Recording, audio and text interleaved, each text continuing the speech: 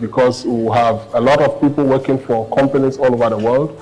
We also contribute to the IT skills and the capacity of young Ghanaians, because then we have a lot of people who are working as system administrators, data scientists, DevOps, and system support engineers. So these engineers will then contribute a lot more to what we already have here in Ghana.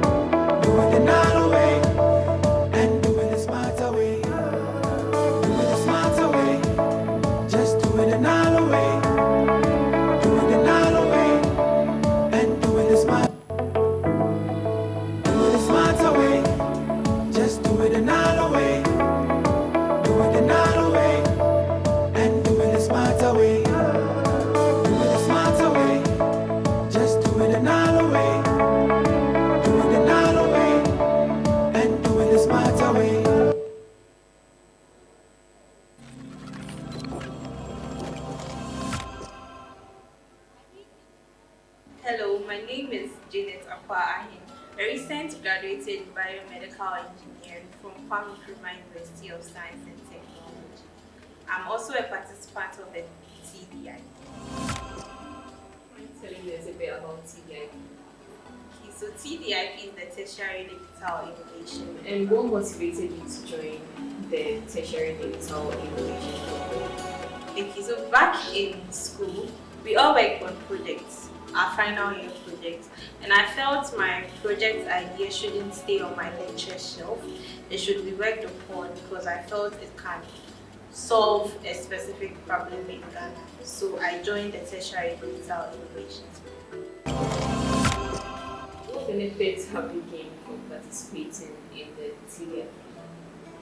Okay, personally, I have learned a lot in terms of entrepreneurship. I've been able to do my market research to know my potential customers. I've been trained in terms of communication to be able to pitch to potential investors. I have been able to draw a business plan as well as a roadmap for my startup company. Is there anything you would like to say to the sponsors and partners of the Tertiary Digital Innovation Program? Yes. First of all, I'd like to thank our sponsors for organizing such a program for recent graduates to help curb unemployment in Ghana.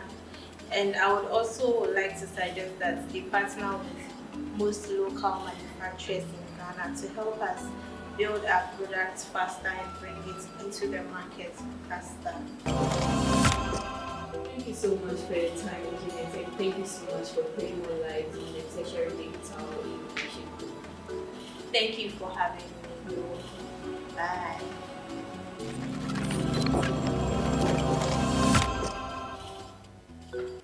Tell us some more money promo. What's up, you 1 million? Baba, 1 million.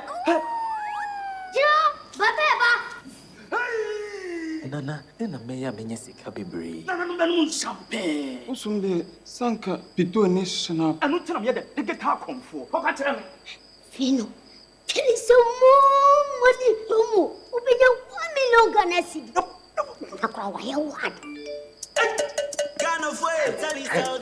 Everyone is trying to win millions in the Telecel More Money promo. Win daily and weekly when you reload your mobile and broadband bundles. You can win up to 30,000 Ghana cedis weekly or the 1 million Ghana cedi grand prize. The more you reload, the better your chances of winning in Telecel More Money promo. Dial star 500 hash or opt in on the Telecel Play app for free. 1 million. Telecel, connecting energies. This promo is regulated by the NLA on the Caritas Lottery platform.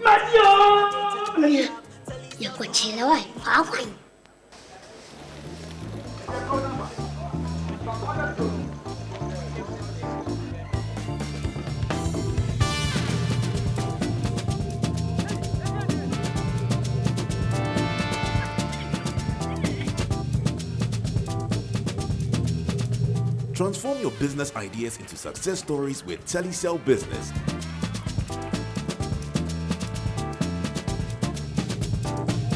Choose from a wide range of products and services tailor-made to drive your business.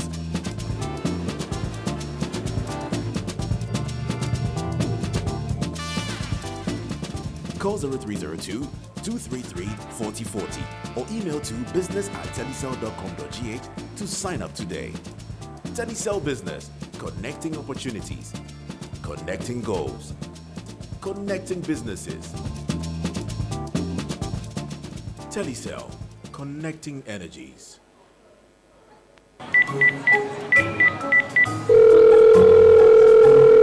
Hello, Akwesi. Wafa Neo. What to sing? Pops, I don't understand the tree language. This is Uncle Wafa. We need some money Wafa for. train. How is all this now made the money and then an hour train? I could see, sir. It is finished, oh. What about the money I sent you to renovate the family house? But you know, snow more air way too much. And I want to Ghana. Air say she got me there send you. What kind of thing is this?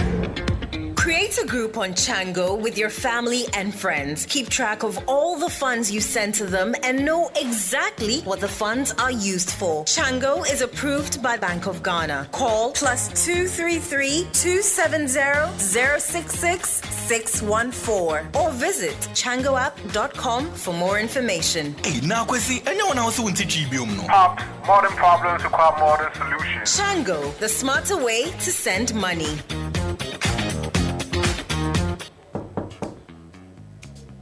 Araba, there are some people at the door. Go and tell them I have traveled to Russia. Yes, Daddy. Where's your father?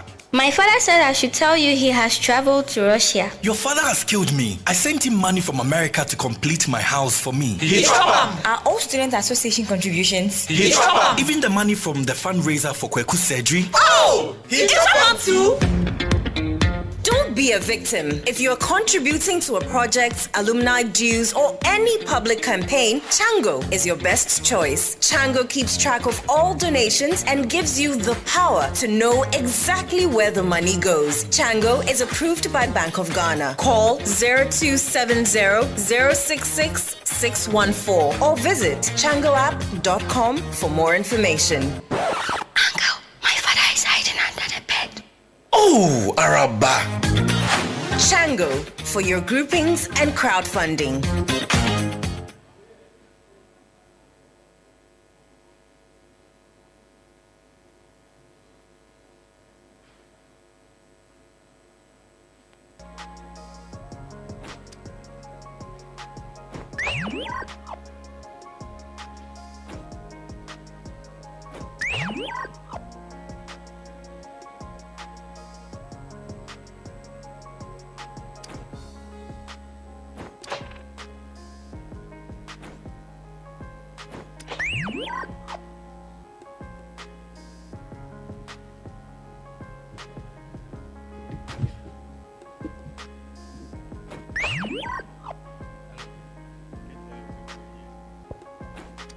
Good afternoon. Good afternoon. So, we'll be starting the next session in about 2 minutes' time. But I can see that a lot more people are outside, so I need volunteers from each row to go and bring them in. So one volunteer from here, Papaya, go and bring your people from the exhibition hall. I want to see all of them following you. Bring all of them. One person from this row, Lordia, yes, go and bring them. Everybody from there. This row, who do I know? Yeah, man. Yes, please go and bring them. Please. And then the last row, who do I know? Everyone is looking away. I want a volunteer from this side to go and bring those who are outside. Okay, so we'll be starting shortly. Our resource person will be joining us online, and we will be talking about, we'll be having a short digital entrepreneurship clinic, and we'll have a resource person joining us online shortly at exactly 3 p.m. And so once we are done, we have the hackathon, and then we have the closing session, which will include awards and recognition. Thank you very much. So without wasting much time, I'll call on Our friends, I'll call on Edward Akins Obuo from GDC to take over from here. So shall we welcome him with a round of applause?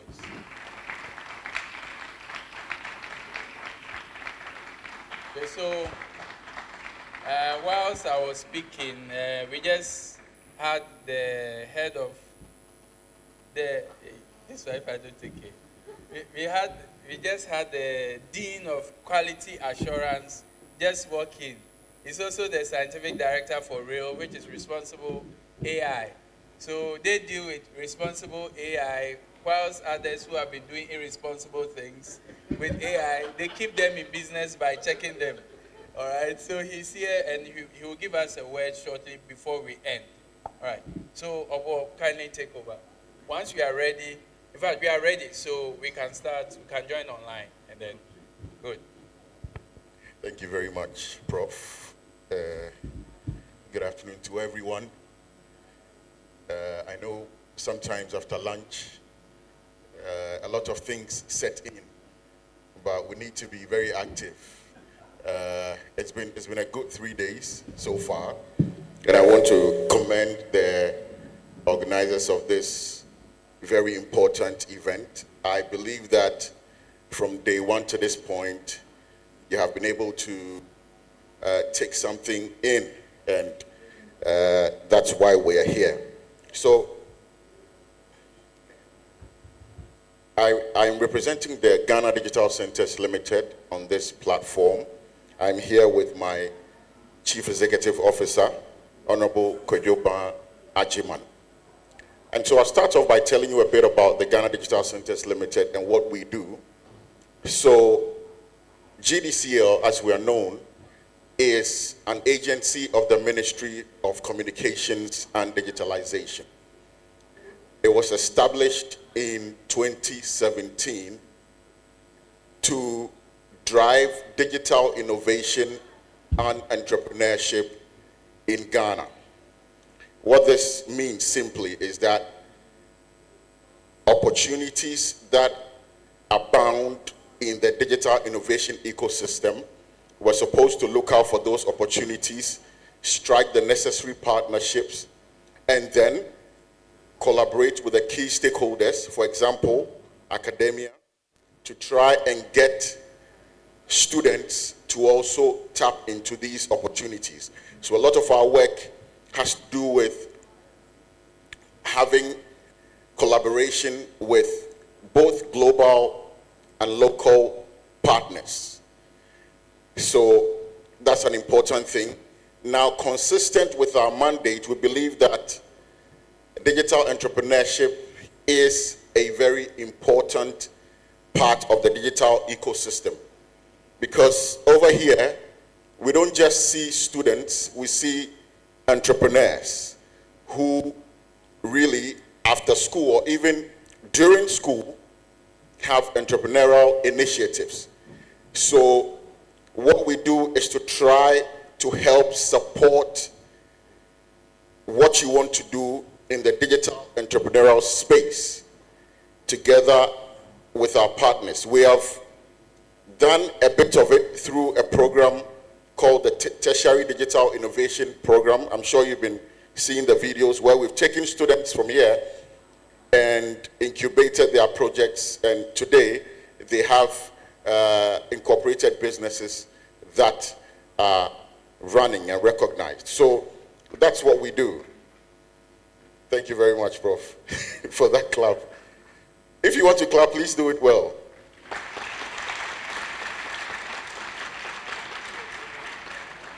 Thank you very much. So in that spirit, we decided to put this together and bring some of our partners on board so that they share the opportunities that they have with you, and then going forward, you can tap into those opportunities. And one of the partners we have today is MASH Group.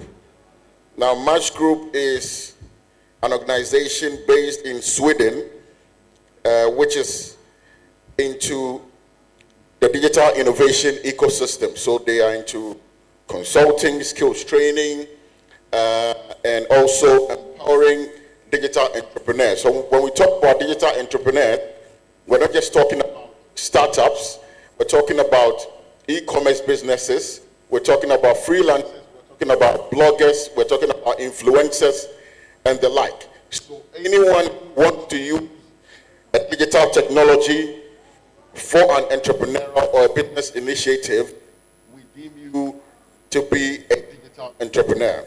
So we have Shireen online, and I'll share a story about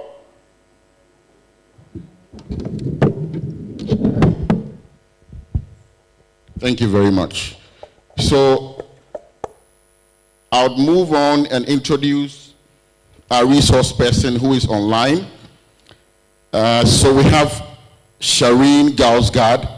She's a digital training partner for Match Group Ventures, a digital consulting company based in Denmark.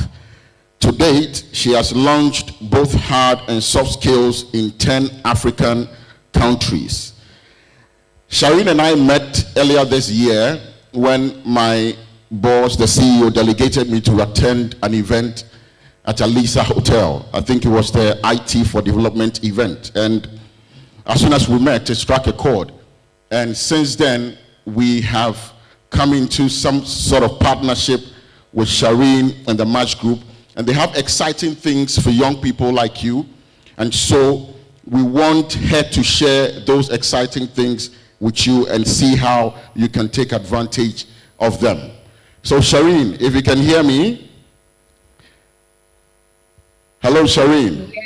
Yes, I can hear you. I can hear you. Fantastic. Everyone can hear your nice voice. Can you show your face? Fantastic. There we are. I think they want to clap for you.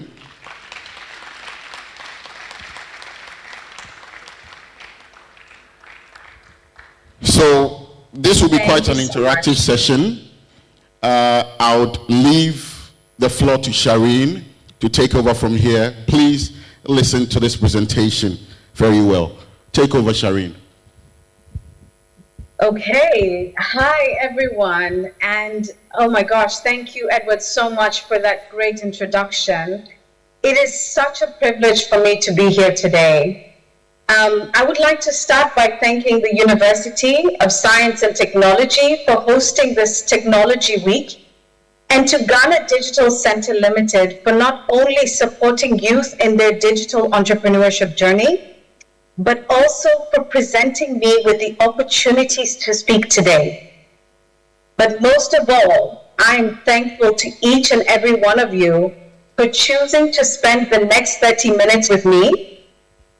You could be anywhere else right now, and I'm happy that you've chosen to spend it here, and I hope to make it worth your time. Now, as Edward mentioned, my name is Shireen Gausgaard, and I'm here to speak to you about my experience in EdTech and what it has taught me about the digital entrepreneurship space, but with particular focus on human skills. As Edward also mentioned, I'm currently in EdTech, but it is not where I started. So to tell you about my start, I would like to show you a picture. Before I do that, can I get a confirmation that people can hear me and can see my screen? Yes, you have it. Perfect, thank you so much. Okay, here we go. So, this is me. This is me from about 15, maybe 18 years ago. And just by looking at this picture, I can already tell you I was at least 15 kilos lighter than I am today. Now, this picture might lead you to guess that I'm probably I'm a civil engineer, an architect, an inspector, or a surveyor, but it was none of the above. I was there as a real estate rental consultant for a construction company that was interested in furnishing apartments for corporate clients in Nairobi. I started consulting on the interior needs after I had spent years renting furnished apartment units to corporates. I had built quite an extensive portfolio of clients. And this led to my consultation on what apartments needed to have in order to attract corporate clients. When I started working with real estate. Hello, Shireen. I have to cut you. Can you hear me? I have to cut you here. I think you haven't shared the picture. We're all eager to see the photo. So can you I'm kindly surprised share it the hasn't photo? shown. Just give me a second. Let me just try and fix this. Let's see if this does it. All right. Okay. What about now? Yes, we have it now. Okay. So this is what I was saying. 15, 18 years ago, Shireen back then, in real estate in Nairobi, Kenya. So when I started to work in the real estate market and with corporates, the assumption in the Kenyan real estate market was that corporates always accommodated their employees in hotels. Recording in progress. Okay. They always accommodated their employees in hotels. Apartments were for long-term stayers and usually unfurnished with monthly or yearly rental. The more I spoke to corporates, though, the more I realized how far we were from the truth. Companies wanted a solution to their hotel expense problem. They were desperately looking for apartments that would offer them daily rates and not monthly and yearly rates. One thing I often remember, though, from that time is how I would gain the interest of corporate clients. It was always difficult and has always been difficult to get your foot in the door of a corporate office. And I'm sure a lot of you can agree with that. Because even before you have had an opportunity to give your pitch, you first need to get past the receptionist, who is always eager and is always aware that the person that you want to speak to is not available. I did things a bit differently then, and it will all tie in at the end. I quickly learned when I was in real estate that cold emails, cold calls, they didn't work for me. They never really got me very far. I had more belief in the ability to show up and speak to people face to face. I never went into a meeting with the intention to pitch my proposals, but instead, I would ask a series of questions to help me understand what the problems of the organization were and what they were facing with regard to accommodation. This information would allow me to go back to my office, customize my proposals, and offer them the solution they needed. This was not a skill that I was born with. I accidentally, and I remember this like it was yesterday, I accidentally attended a 4-day training when I was in university in Canada that was on leadership. I use the word accidentally because if it was not for the extra credit points that my professor was offering for attendance, I probably wouldn't have gone. At the training, one of the programs was on the power of communication. I heard something that day that I have never forgotten. A client will almost always reveal their needs if given the opportunity to speak first. We fast forward now about 10, 15 years, and I'm still using the same skills from my real estate days, but in the EdTech industry. The skills I'm here to talk to you about are the skills that transferred with me when I changed careers. Back then, these skills were called soft skills, but today the terminology has changed. I have spent a few minutes talking about myself and sharing about my experience, but I would like to take the opportunity to get to know you better, the people that are sitting in the room. I will be sharing 3 questions with you for your input. And to answer, all you need to do is use your camera to get the QR code on the screen. I hope you can all see it.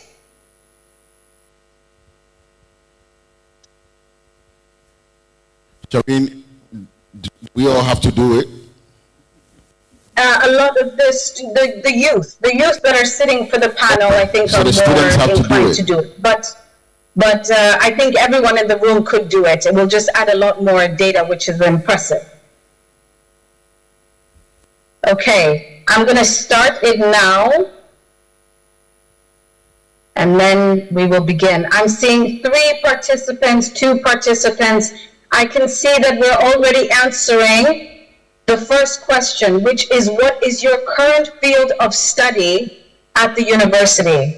I'm seeing a lot of computer engineering, which makes sense considering the university. Biomedical, fantastic, a lot of biomedical. If I can see a few more people, just remember, it's not a survey, it's not a resume, I just want a few letters just mentioning what it is that you're doing, your current field of study. Can we have a lot more students take part in this? It's a very important part of the session. Let's have a lot more students take part in this. I can see 54 people are currently logged on. 6 participants are typing, so it's coming up now. And I'm guessing you can also see it on your screen. I have to say, this is the beauty of technology. Okay, I'm going to give just a few more seconds before we move to the next question.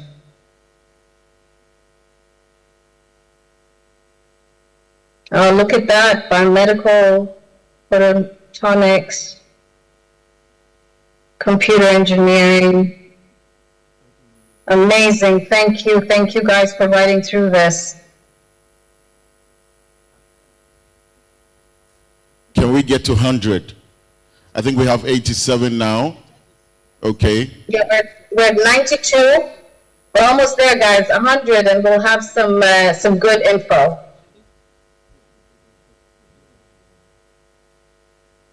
And Edward, you guys can clearly see my screen, right? You can see the Yes. data being entered.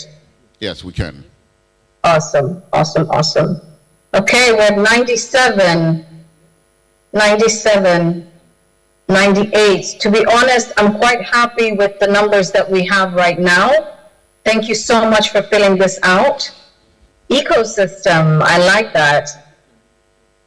I don't know what cheesy is, but I think people are messing with me. Electrical engineering, fantastic. I mean, what a privilege it is to be talking to a group of such well-educated young people with a lot of the technical skills that the world is asking for today. Now I move to the next. Now, have you received any formal education or training on human skills? I'm talking communication, teamwork, leadership, within those lines. Oh, I'm seeing yes, a lot of yeses are coming through, fantastic. Amazing.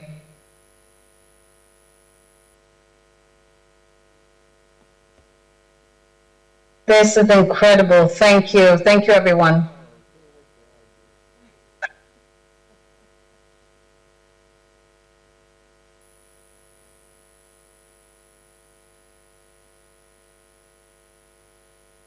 Okay, that is wonderful. Now I'm going to go to my last question. We're at 83, 90. I can see a lot more people are writing now. This is fantastic. I would like to commend the university for the work that they're doing in educating on human skills, and they will make the discussion we're going to have a lot more transparent and also relatable to a lot of you. So what I can see right now is that the majority of the people are saying, yes, they have learned and had formal education on human skills. That's incredible. That's 70% at this point. We're seeing a lot of use or more use on Udemy and Coursera, and have about a 9% not sure, and some 9% also not at all. So that's fantastic. Now we move on to the last question I have. The last question is, what skills do you believe is the most important as a successful digital entrepreneur? Now, all these skills that are on here are important. I want you to pick the one that actually resonates with you the most as being the most important as a successful digital entrepreneur. Okay, I'm seeing technical skills is going for the win. Okay. Ability to think critically to solve problems, that's incredible and makes a a lot of sense when we're in a room with youth in education. Communication, okay. Okay, this is incredible. Now, what I want you to pay attention to is that technical skills have gone down to third. They started off at the top, and now they've gone down to the third place in terms of being the most important as for successful digital entrepreneurs. Ability to think critically, to solve problems, that is taking it for the win with 53%. Thank you so much for your scores on this. I'm going to continue with the presentation now, and we're going to tie this all together. Okay. You can keep filling from that question. I'm going to leave it open.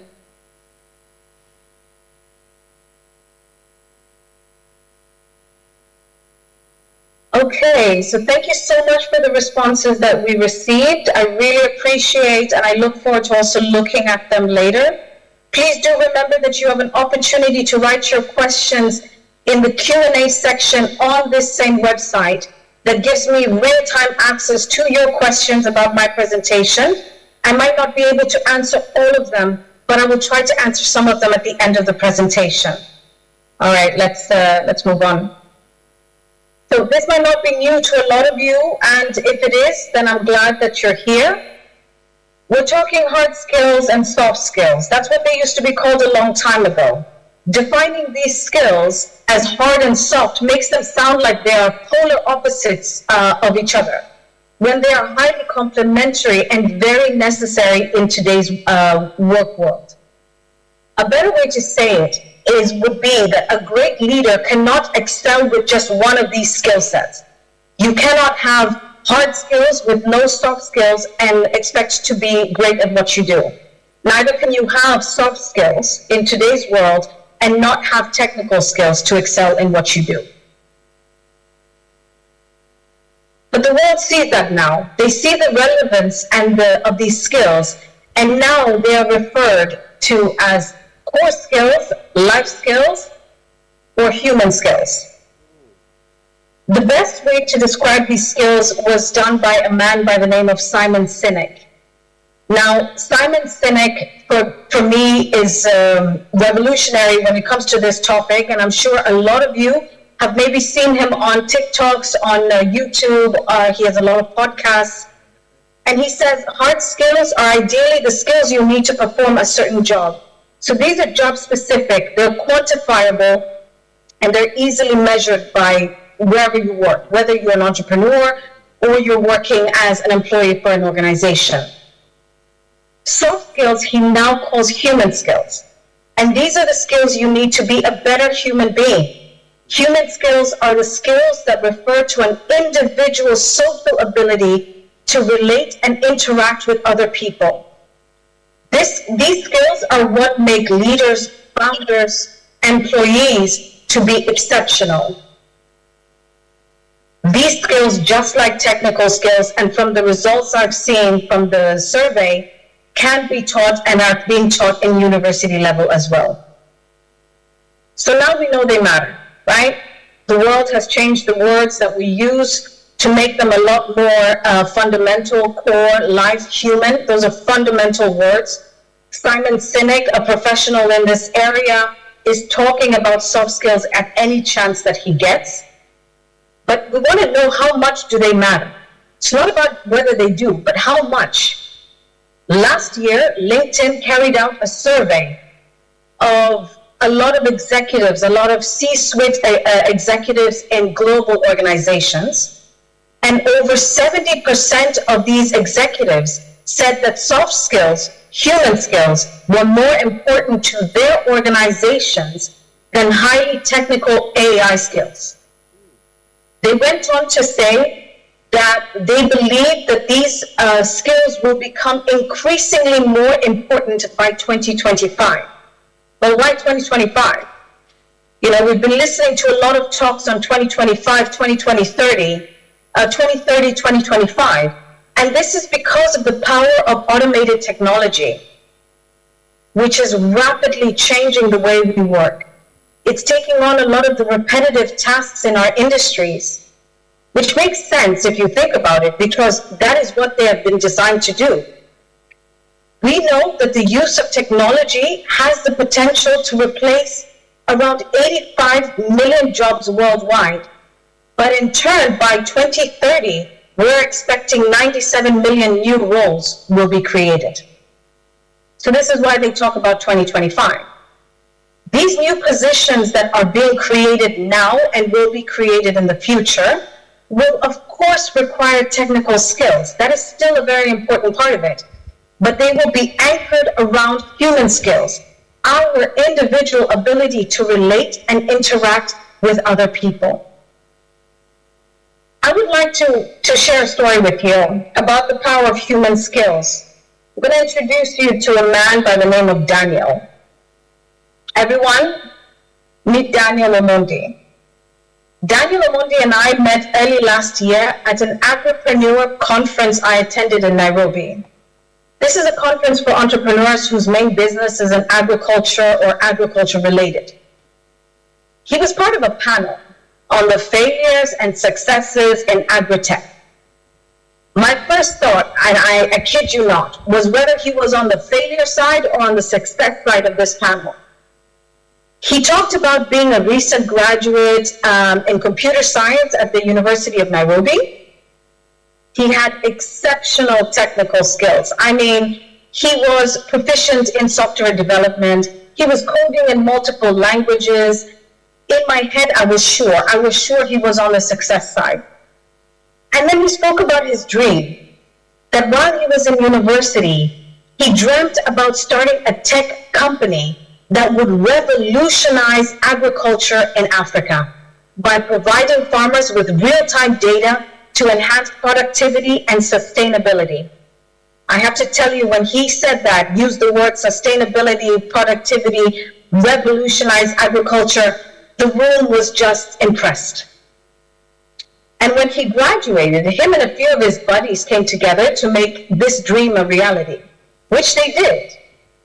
Inspired by the potential of technology to solve real-world problems, right? This is what we want our digital entrepreneurship companies to do. We want them to solve real-world problems. Daniel developed an app called Smart Farm. Now, this app was designed to give farmers insight on weather, soil, crop health, you name it. Daniel started to get a lot of attention, primarily from angel investors who understood the advanced algorithms in his app, and they quickly started putting the money where their mouth was. They started funding his dream. And it worked. The app worked and did exactly what he said it would do. He was on his way to make a significant impact for farmers in Africa. But as the panel was going, the tone changed. The tone changed when he started to speak about his early challenges in the business.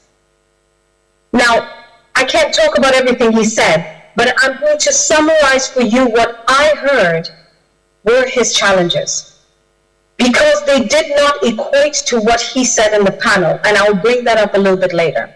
So challenge number one, Daniel struggled to connect with the farmers. Now, these were his primary users, right? His presentations for them were filled with technical jargon that farmers found very hard to understand. Challenge number two, Daniel's team, which included developers, marketers, customer service representatives, often felt disconnected from his vision. He found it difficult to communicate effectively and delegate tasks to his team. Challenge number three, Daniel worked best on his own. Now, that's not really a challenge. That's just humans. As human beings, we're either outgoing or not. Some of us work best alone, some of us don't. He found speaking to people a little bit uncomfortable and found it more comfortable working behind the scenes on the development side of things. He even mentioned in the panel, and this I remember, he said he was always the type of person that wrote you a text message letting you know, I'm so sorry I missed your call, when he heard the phone ring and chose not to pick it up. Now that stood to me because I know a lot of us do that. You know, we Sometimes you're not feeling comfortable talking to the phone with particular people, so you prefer to write messages back and forth. Now, this translated in his business. He chose to focus on getting the technical side right and up and running instead of motivating and inspiring his team.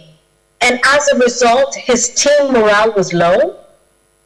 Talented individuals he had spent hours hiring were leaving because I'm sure a lot of them felt undervalued.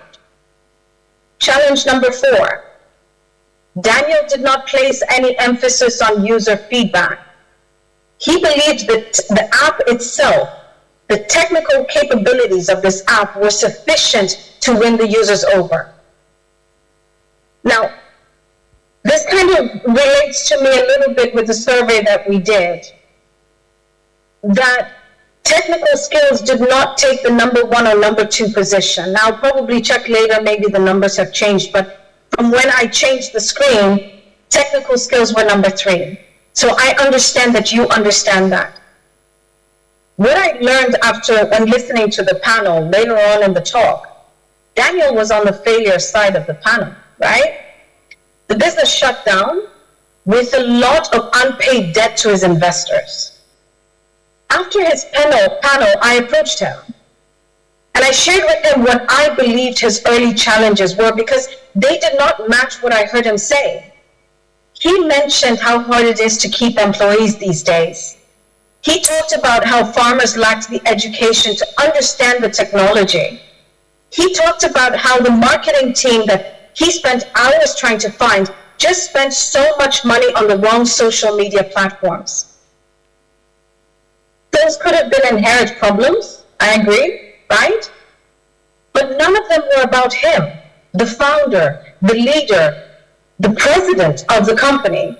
It was all about other people and what they were doing wrong. I have to say I honestly questioned myself on why I had approached him. It felt like I just made him feel worse about the experience, about the panel, and knew without a doubt that we would probably never meet again. But in June of 2023, Daniel reached out to me via email to get my recommendation for courses that could be beneficial to him as an entrepreneur, as a digital entrepreneur. And based on his panel that I had heard, we had not talked again before then, I recommended 2 courses on human skills, primarily on human skills, because one thing I knew is that he got the tech right. He understood the technical side of it. Course number 1, business communication skills. This was in order for him to learn how to simplify the technical jargon, the concepts, and speak the language of his users, ideally to translate from his language of tech to the language of farmers. We also wanted, through the business communication skills course, for him to learn new ways to communicate, not only with his team, but as a means of encouraging better communication at networking events, farmers' workshops, in general to foster skills that better his relationships with people.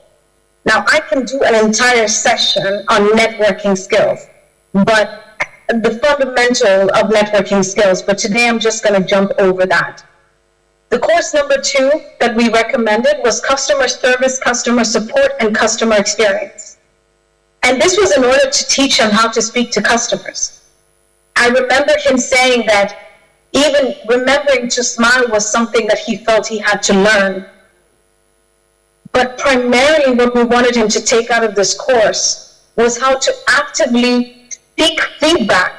Because believe it or not, when clients are given an opportunity to give their honest feedback without feeling that they are having to defend their opinions to you, they feel valued and they feel appreciated. Now, since then, Daniel has taken a few other courses by Nash Group, as he is now venturing into building a new e-commerce platform that will connect African artisans to global buyers in a new way. His human skills that he spent, 8 months, 9 months working on, coupled with the technical skills that he had learned in university and in starting his first startup, his first digital entrepreneurship, assured me that I know I will hear of his success in the next 10 years, whether it is for the new venture that he's working on now or the one that he will start someday. So, employability skills, right? What do we know? What do we know about the past? What do we know about the present? What do we know about the future of work? We know that today brains are more important than strength and durability. So according to the first chart, I'm guessing all of you sitting there are thinking 1980, and it sounds like we're very old people. From 1980, right, physical strength took the lead as what was most important. Today, when we're looking at between 2020 and 2024, brains are more important than strength, endurance, and flexibility. The hard skills that we gain today from STEM education are key to ensure the future of employability and digital entrepreneurship, but only if we combine our hard skills with essential skills that we acquire through training and practice. So what we will see 2029, 2030, and this ties into the stats that we gave earlier on the survey that was done on LinkedIn with executives, right? The future will see us seeing more of an emphasis on your human skills, your human capabilities, together with your STEM skills. I don't know if any of you have heard of this woman. Her name is KNUST-TEK. KNUST-TEK is the current president of Columbia University, and she talks about the past, present, and future of work in a way that I've never heard someone else do. She said in the past, jobs were about muscle. Now they're about brains, but in the future, they will be about the heart. Something else we know is that automation technologies, AI as well, have come to shift the way we work. Technology has not only become more user-friendly, it is ever-changing, and it is taking over the routine manual jobs in the industry. The current and future way of work will be divided between humans, machines, and algorithms. Now, we can't change that, and we shouldn't want to. Our world has changed and needs us today to learn how to work with machines because they're here to stay whether we like it or not. So what do? What we need to do is to improve the skills that cannot be replicated by a robot, the skills that make us better human beings. And this is what we do at MASH Group. As a digital consulting company, MASH Group is broken into different areas. Now, as the partner in digital training, we currently focus on how to perform our work more humanely with the help of technology. Our work, my team in the digital training section, is focused on offering courses that build critical and core skills in future employers and employees. And this is not what we are claiming as true, but what the organizations that hire our graduates or the organizations that fund our training, this is what they are asking of us. And here's some of the things that they have told us. This is from a workshop that was carried out in March of 2024. These workshops happen roughly quarterly in a year to give us insight on our courses and hear what the market is asking from our graduates. And this is what they mentioned. They mentioned the ability not only on how to communicate, but also how to listen to identify the issues that your customers, your shareholders are dealing with. They spoke about the ability to have difficult conversations. Now that was actually a very big one. Not only difficult conversations with customers, but difficult conversations with coworkers. And to know how to confront these conversations with empathy and patience. They spoke about the ability to read body language. Now this is whether or not you're on a virtual call or in an in-person meeting. They spoke about the ability to collaborate, both virtually with teams that are global or in an office setting. And lastly, they spoke about self-management. the ability to manage oneself through time management and prioritize when to work well with others and when to work independently. Now, we recognize that building human skills is hard, and sometimes it can feel that it's harder than learning technical skill. And this is because it not only takes time, it takes a lot of practice, and it cannot be memorized, as we do for certain things. Additionally, different jobs require certain skills more than others. There's no one size fits all. When you take our courses with MASH Group, there will be certain topics that are more important to you because you know your weaknesses and you know what you struggle with most. But if you're in doubt, MASH Group can carry out baseline surveys, which we have done for years, to assist you to understand some of those skills and the ones you should pay attention most to. Now, as I mentioned, we're not new to the EdTech industry. We have created partnerships and collaborated with NGOs, government entities, and private organizations in over 10 countries. And this is not only to strengthen our programs, but to allow us to receive guidance on what information is relevant in today's world of work. And to top it all, we have hired content writers that are digital entrepreneurs. Who best to teach these skills than digital entrepreneurs themselves? These digital entrepreneurs have taught courses on human skills and technical skills for more than 500,000 online students around the world. And according to your surveys, I saw that some of you had taken courses on Udemy and Coursera. The reason why our digital entrepreneurs have done so well in content writing and content production is because they also host a lot of their courses online. But they have agreed to come on this journey with us to build courses that resonate with our clients. We have launched both technical and human skills training programs in Africa and in Asia. We have built within MASH Group a team with a combined experience of 20 plus years in EdTech. What this has allowed us to do, it has allowed us to learn from the years and create training content on a platform that is easily accessible, flexible, and helps our students learn better. As I can see right there on the screen, there's Ghana Digital Centers Limited, an organization that we're very happy to be partnering with this year. Now, I've talked about our team, I've talked about the organization, but what makes us different? Why don't you just go on Coursera, Udemy, take a course, and move on with your soft skills? Or is it enough the skills that you have received from the university on human skills? Now, I spoke about accessibility. Accessibility because we use a mobile-first learning platform, which makes it possible for you as the user to learn anytime, anywhere, and when it suits you.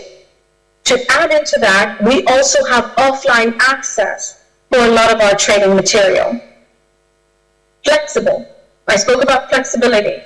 And that's because our content is delivered in short modules that allow you to learn during your free time, in between classes, or during your lunch break. I would say you can learn at any time that you tend to scroll on social media. That is how long they are. Helping our students learn better retention. And this is because our courses are gamified. Our built-in games make our courses fun, highly engaging, interactive, and maintain better retention for our users. To top this all off, we host a variety of virtual calls throughout the year with digital entrepreneurs, freelancers, influencers, remote workers from around the world, which we invite our users to attend. Now, the way we're able to do this is that we're all digital entrepreneurs sitting at different parts of the world. I am the only partner employee of MASH Group sitting in Sweden working for a Danish company. My head of learning is in Bangladesh. My head of business strategy is sitting in Kosovo. So with that, we're able to bring in and network and bring in from our network a strong cohort of speakers to speak to our users and to our students on their experience, their stories, their mistakes, their solutions, their lessons. But above that, it opens up the opportunity for mentorship across the globe.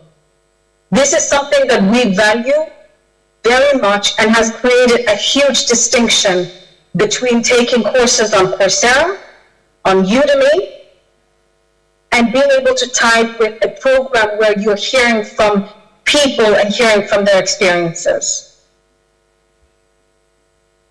So as Edward mentioned, there's going to be an ask in this talk. And this is my ask to you, to each and every one of you sitting in the room today.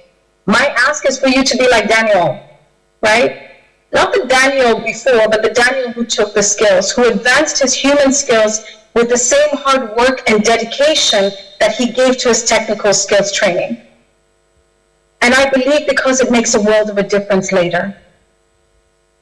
Right now, I'm going to go ahead and put my money where my mouth is.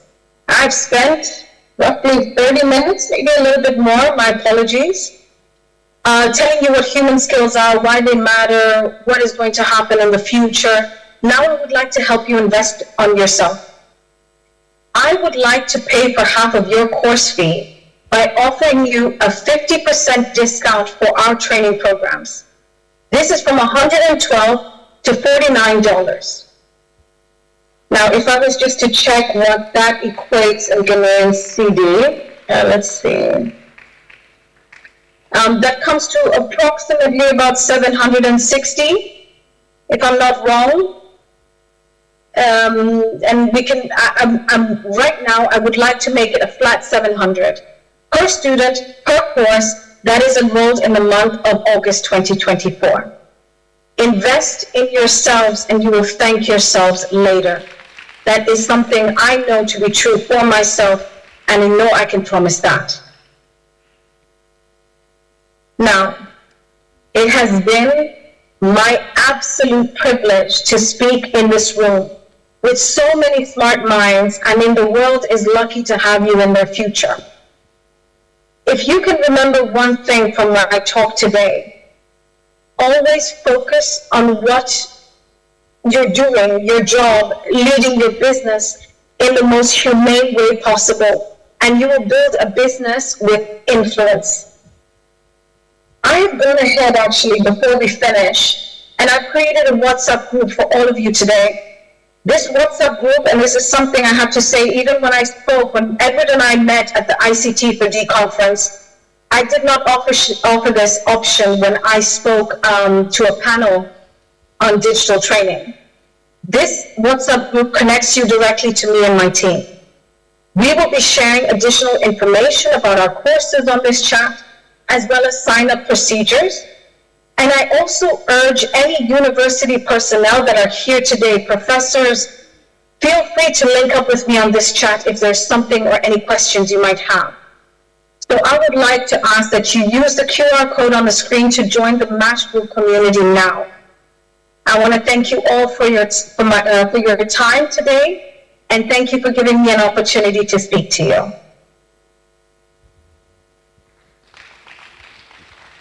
Thank you so much. Shireen, can we have the QR code? Yes. Oh, the QR code. Let me just open it. Let me present again. Let it stay for some minutes. I think some people want to join the group. No problem. That's absolutely fine.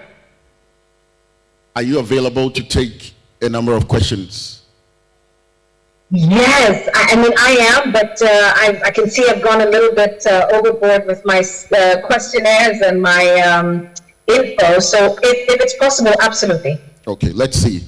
So, questions. If there's anyone here who wants to know more, who has a question, the floor is open. We'll take 3 questions. 3 questions. 3 questions. 3 questions. I'll just check from here. Oh, I have Q&A questions. first one is quite funny. Thank you, guys. You know what? Maybe, Edward, I can just go through a few of these and answer as many as I can, and I can put them on the screen so everyone can see them. Okay, can everybody see my screen?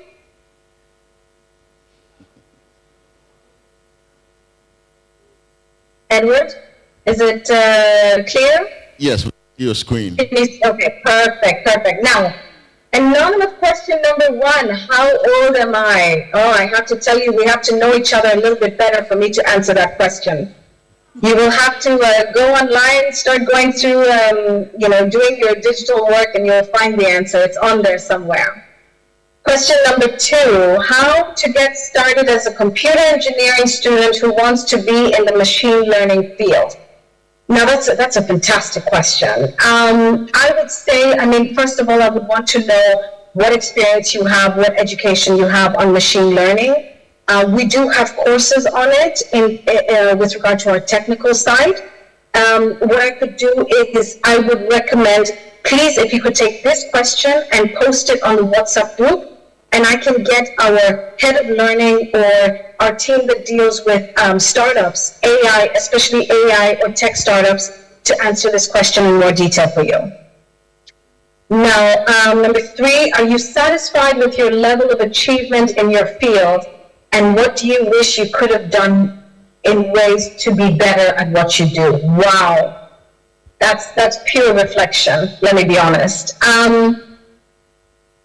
Okay, so this is the fast answer. I am satisfied with my work today, but not because I feel that I've reached the level of achievement that I would like to reach. The reason why I'm satisfied with my work right now is that I live and reside in Sweden. I'm born and raised in Kenya. So having the opportunity day in, day out of communicating, working with youth, women in Africa is such a privilege for me. And it allows me to reconnect with my continent on a daily basis versus just during Christmas or Easter or on holidays. Okay, Shireen. I think I have to come in here. We're hard pressed for time. And I think you can give us your closing remarks and then we can end your session. I'm sure there'll be some further engagement after this session. Absolutely. So thank you so much for these questions. I will get into them in the WhatsApp group. So please make sure that you do join. And, I look at it and I am very thankful to be here to talk to you about, the impact of human skills on the technology side. And I'm opening my platform, my WhatsApp, to be able to answer as many questions as I can. Thank you for this experience. I'm very humbled to be here today. Thank you very much, Shireen. Thank you very much for giving us this very great presentation and also for the heavy discount on the courses. I think it's very good that we take advantage of this opportunity to ensure that we are very well-rounded individuals with both tech and human skills, because that's where the world is going. Before I leave, I think we were supposed to have one more partner to do a presentation. They couldn't make it, but then they have sent a package to be shared with you. Dennis, can you kindly put up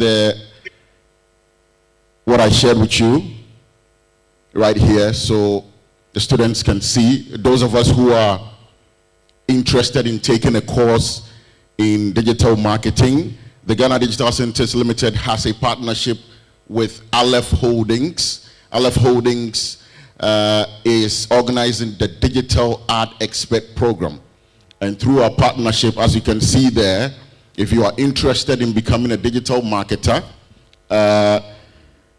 that's what you have to do. That's the link over there. We can share it later on. This is 100% online. It's a certified course. It's for 3 months, and it is totally free. So I thought you would clap for that. Thank you very much. Yes, so that's from Aleph Holding. They are partners, and that's what they've asked that we give to you or share with you. Anyone who's interested in taking a course in digital marketing, they are training you on how to optimize 4 platforms: TikTok, X, Instagram, and LinkedIn. It's a 3-month course. You have the option to do a self-paced course or a live course. So there you have it. Kindly take note of it. We can share the link with your lecturers so you take advantage of it. The plan or the goal is to train 100,000 youth in digital marketing. So that's a huge opportunity for youth like you. I want to bring my session to an end. I want to thank Prof. Akowa and all the people who have put this great event together. Thank you very much. God bless you.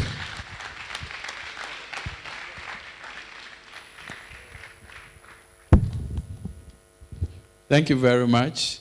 I want to say that as part of some of the housekeeping rules that we should have stated earlier on, once the week is over, the materials and resources will be shared with those who came and registered. So we have your emails and all that, so we'll share them with you.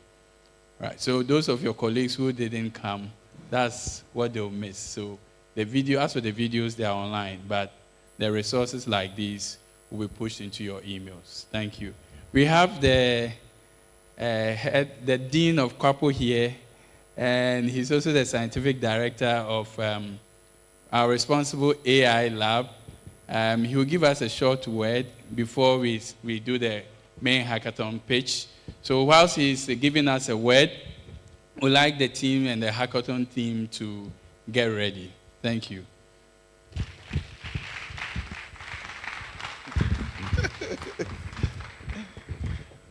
Good afternoon. Okay, so as Emmanuel rightly indicated, I wear a couple of hats. And there are 2 hats for which reason I want to speak this afternoon.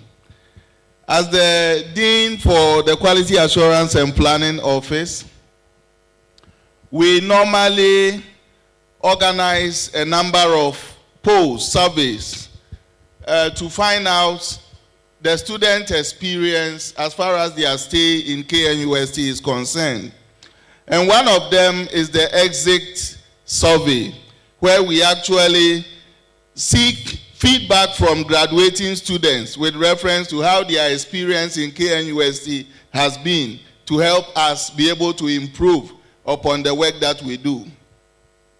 And one of the things which was very clear was that the graduating class felt that we could do better as far as their immersion in industry is concerned. And so they pushed that we bridge the gap between academia and industry. And so seeing, the Technology Week, where we have academia and industry partnering to enhance the learning experience for our students is fantastic. And I want to say congratulations. Yeah. I want to encourage that this becomes the first of many to come. We don't want a situation where we train our students in our own small corner and then we churn them out and industry comes back to complain. It is important that we do this together. And the expectation is that beyond weeks like this, even in the teaching program, we actually can co-teach our students where we have some of the industry players coming to the classroom actually to join us faculty actually to teach some of the courses. And so I want to congratulate the Department of Computer Engineering. Do it better, do it better, do it better. And the planning committee led by our mentor, Prof. Boateng, for this extraordinary event. on behalf of, actually the Quality Assurance Office is under the Vice Chancellor's office. And on behalf of, the management of the university, I want to say a very big thank you to our industry players. This couldn't have happened without you. Colleagues, let's give it to them.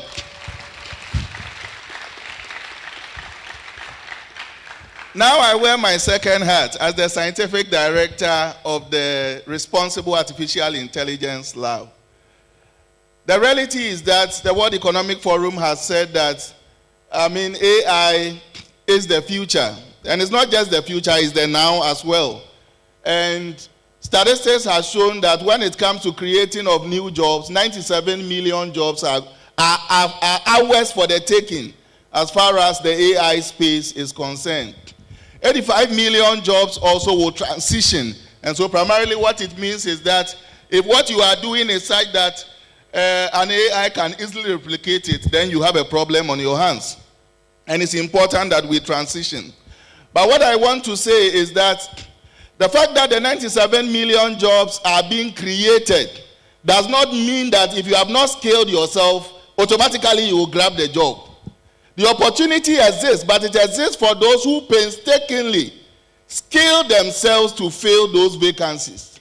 And so avenues like this, where beyond what we are doing in the classroom, we gain additional skills to add value to what it is that we are graduating from, is relevant. And so I want to encourage that we spend additional time in ensuring that we are adding value to ourselves. I've been very, very blessed with the session that just ended, which put premium on just technical skills, but soft skills as well. So it's not enough to just say that I've graduated with a first class in computer engineering. If you can't communicate your research, if you can't communicate your products, forget it. And so it's important that beyond solving differential equations and the Bose-Oriastras theorem, it is important that we gain soft skills that will make us integrate effectively into society. I want to once again, you can do it better.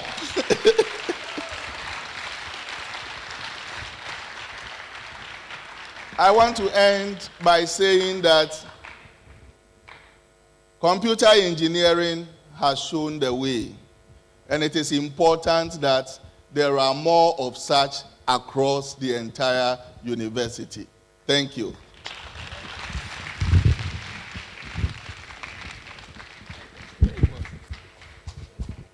Thank you very much. And when you hear your boss, quality assurance in any company, that units like the audits, they are very powerful. And he works directly with the Vice Chancellor. So whatever he says comes from the Vice Chancellor. Actually, the VC was invited here, and she was supposed to be at the opening, but because of some circumstances beyond her control, she promised that she'll come and close us. But since her lieutenant has come here to speak for her, even if she doesn't come, we'll take it like she has been here. Can I assume that? So let's give a virtual clap to our Vice Chancellor. So at this point, we will be moving quickly to the pitch for the hackathon. At the beginning of this program, we said we launched the hackathon, the Engine Hackathon, and the rules of engagement were spelled out. And today marks the day that they'll be pitching to all of us. I would invite the team to give us a brief on what to expect. And then briefly, the team that has finished would now pitch their solutions to us for us to, judge their performance. Following which, we would do a surprise. We'll do something small as a surprise for everyone. Okay. So when I said surprise, that one I didn't have to say clap, right? People have started getting ideas. This is a department of interesting people. All right, take over. All right, thank you, Prof. So as you can see, our hackathon participants are here to present their solutions, but I would like to give an overview of what they worked on. So the theme for the hackathon was building a universal document understanding model, which is a machine learning model that can extract information from any given type of document. So be it an academic transcript, an invoice, a property development document, the model should be able to extract key information per the user's need. So that's what they've been working on for the past 24 hours. I think we started last Tuesday around 2:30 p.m. So as at this afternoon, 2:30 p.m., that has covered a span of 48 hours. I think they needed more time, but hackathon, you have to learn how to work under pressure as well. So yes, the judges are here to subject them to about 4 criteria. So we are looking at your pitch and presentation skills, maybe your team, how you're able to share your tasks among your team. So on the stage, it's not just one person who is doing everything. Impact, how impactful is your project? Which real-world problem is your solution solving? How innovative is your solution? And also the implementation, which comes to the code or the machine learning model that you are working around. So without much ado, I would like to start calling on the teams. There's an order. We balloted yesterday and they picked. So it's not like we subjected them to the order. They picked one. So let me just quickly. So the first team on our list is Team Fill Text. Team Fill Text. So I'd like to invite the team members to move.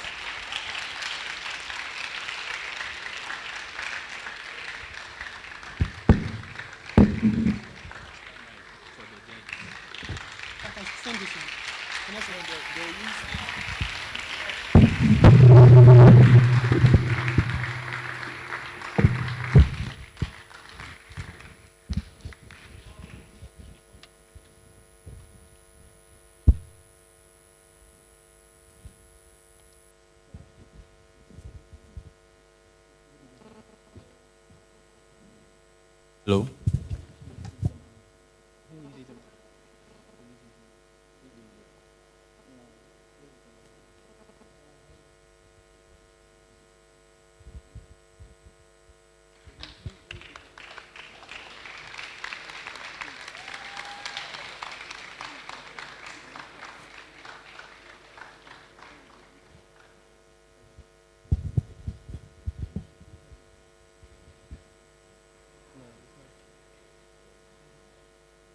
No, it's not even opening. Share the screen, please. Back to share the screen. Duplicate.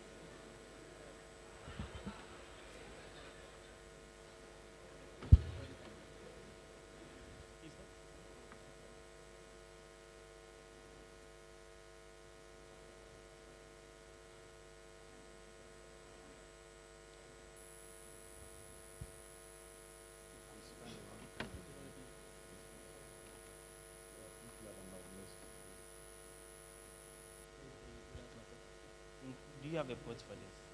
This is Type C. No, we don't have a Type C port.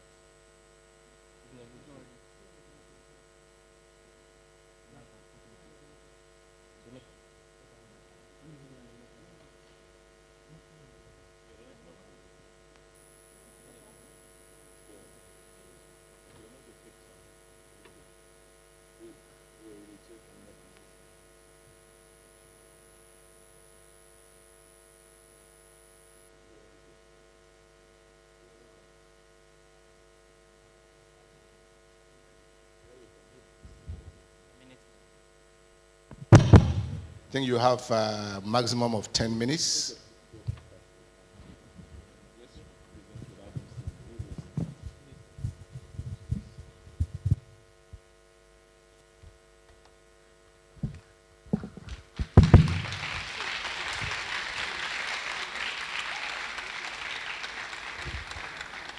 Good afternoon, dear ladies and gentlemen, and dear panel. I go by the name Asariju Olabi, and I'm on behalf of Team Fill Text here today presenting you a web application that understands documents We are facing a little bit of technical challenge. Soon we'll be presenting our slides for you to follow as well. When we talk about field techs, our world has several problems. We are faced with several problems day in, day out. But today, I would like to narrow down on one problem that we all face in each sector that we are in the health sector, in the education sector, in the finance sector, and also in the legal sector. What is this problem that I'm talking about? This problem boils down to documentation. Documentation is one problem that is faced mostly by great organizations, such as big organizations, such as Ministry of Finance, our Legal Court of Justice. And we also have our Parliament also facing these challenges. And moreover, our prestigious hospitals, our mega hospitals in Ghana here, such as Konfanochi Teaching Hospital and also Kolebun. Why am I speaking about documentation and documentation? When you have a situation where you have, let's say an HR has thousands of resumes and CVs to take a look at and also to assess them and to see the best clients fit for the work or the job, they tend to face challenges such as more redundancy in the work. The minimum time it takes for an HR to look through a resume document is 15 to 20 minutes. This doesn't encourage productivity in our world. And in a fast-paced world like this, aided by technology, we need technology to set in, to speed up these processes and also to alleviate these redundancies that we continue to meet in our day-to-day activities. So what is the proposition? What is the solution to this problem? But before going to that proposition, I would like to state another problem that we have. In the hospital, you have a senior consultant that takes charge over all documents and reports that comes to him. He makes sure that he makes a good overview of all the documents submitted to him over the month. That was done by the individual doctors. With this senior consultant on his desk, you have a sea of documents, not less than 200. Because when you just take a Konfanochi Teaching Hospital Radiology Center, a day they are able to look after 60 patients a day. And each patient has a report drafted and presented to the senior consultant. And this senior consultant has to make evaluations and understand what is going on in these reports. And here lies the case. That senior consultant has to take not less than 15 to 20 minutes to analyze the report and make his evaluations.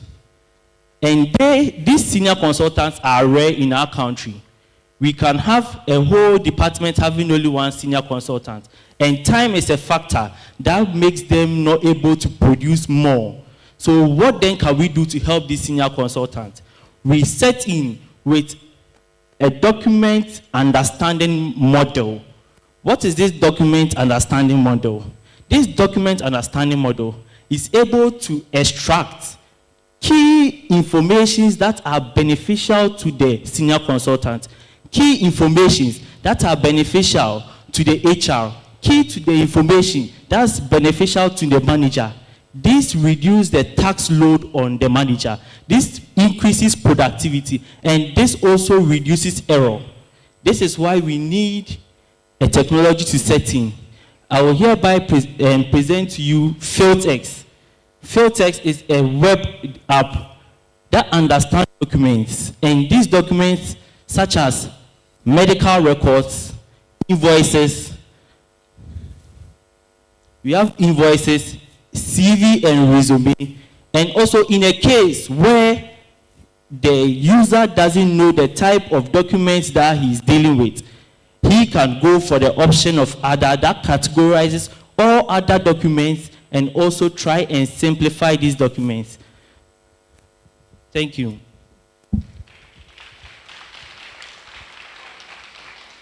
So when we talk about filters, our system, Filters, is an AI-backed web application that is able to take in certain types of documents like resume, CV, invoices, and be able to extract key information to the user.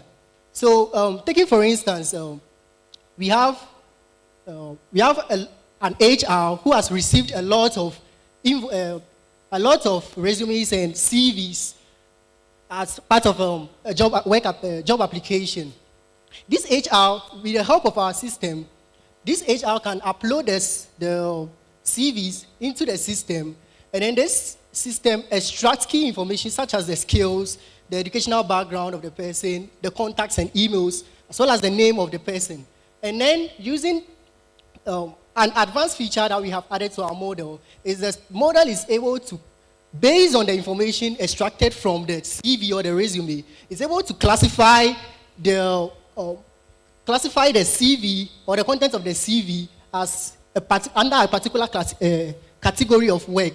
Let's say, based on your skills, your personal statements and stuff, it's able to classify your CV under a CV for data analyst, classify your CV for under a computer engineer. So in this case, it makes it easier for the HR to easily sort out the CVs that are more relevant to the work. Now, how does our model work? So it starts from the side where the user uploads the CV. There is, based on the kind of document that has been uploaded, there is optical character recognition or text extraction. And then this text that has been extracted then goes into, is then pre-processed to take out, to reduce noise and then take out certain unnecessary stuffs. And then this pre-processed test, fine-tuned test, is now sent into the model to make its decision and come out with the necessary, requirements that the user wants, and then display them for the user. So my my teammates are coming to take us through a demo of how the system works. Sure. So they're giving us a very quick demo, and then it's based on the explanation you just gave of how the whole model works. So the landing page, fast flexible review for many others and all this stuff, goes to get started. So you have a field where you upload your file. It accepts PDF, JPEG, Team PNG. Filtex, your time is up for presentation. PNG. So you just upload and extract, and it gives you everything in the particular resume you uploaded. Thank you. Okay. So I think the judges can ask their questions now.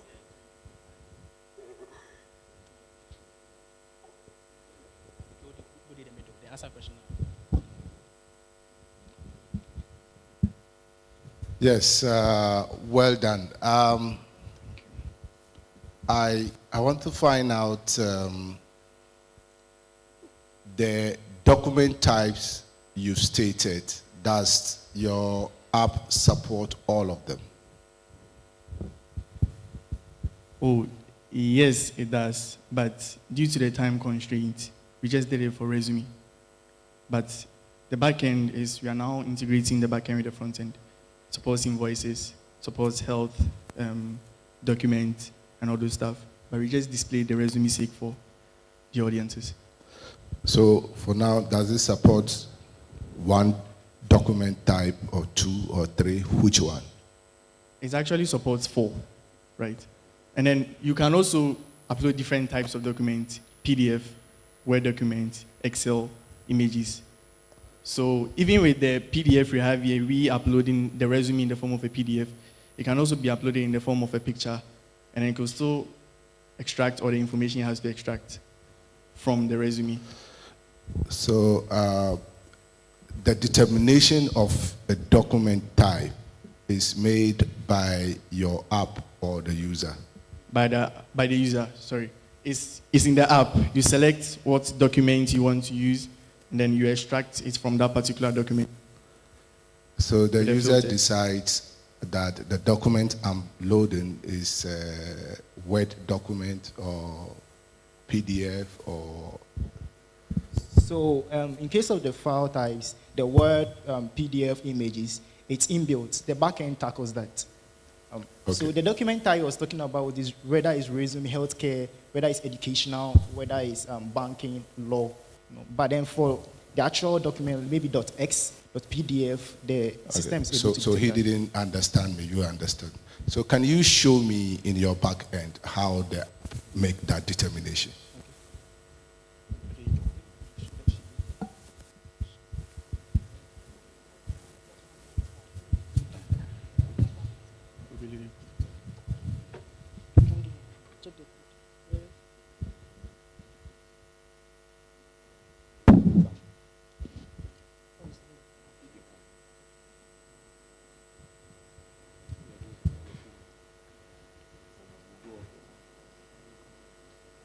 You can ask your question. Yeah. Hello. I think you're almost at the boardroom. You've done well. My question is, you are kind of going to upload companies' documents. Document can be served as what? A trade secret. With regards to maybe health, medical records, account information and stuff. How do you intend to secure this particular kind of data? Okay, so in our system we have the authentication pages.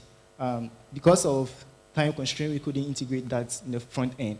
But then we have it developed, and we linked it to SQLized database. So we use that to track that. So all the documents, the user is able to create an account which is protected. And then the model fetches the file from the database. So it passes a query and then fetches that and then displays it. So before you can even get a result, the inquiry, before you can get extraction, it passes through that chain from uploading it to that back end, and it generates a token. And the token is used to access the file, and then it posts it to the front end for it to be displayed. Yeah. So that's how we're able to secure our data. That's the basic authentication. I believe you agree with me. Oh, yes. So probably you have to actually integrate multi-factor authentication, yes, right, on multiple levels, from the application side to the server side to the backend application as well, right? Yes, then probably you also have to assign permissions on who can do what in the system as well. Yes, please. Thank you.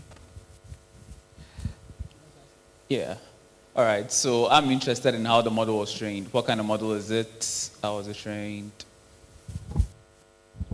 So the model is a classification model. We also leveraged on some existing models, and then we fine-tuned these models to train. We train them based on our custom. The name of the model. You say classification model. You've not said anything.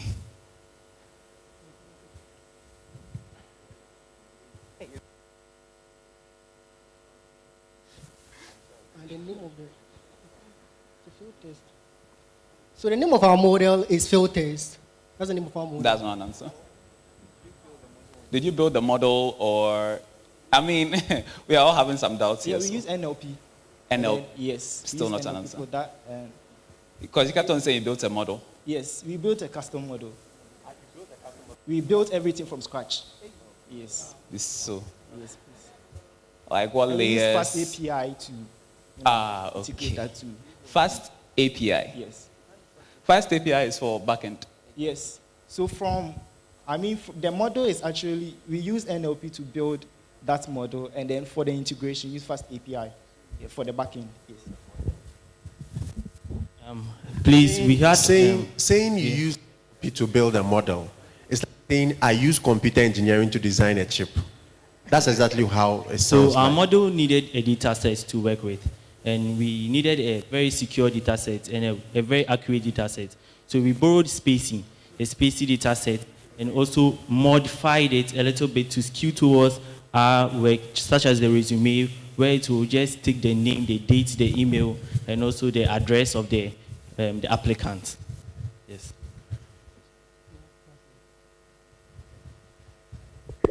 So You mentioned like quite a number of industries, right? But then, based on what you're saying currently, you created a custom data set, particularly for resumes.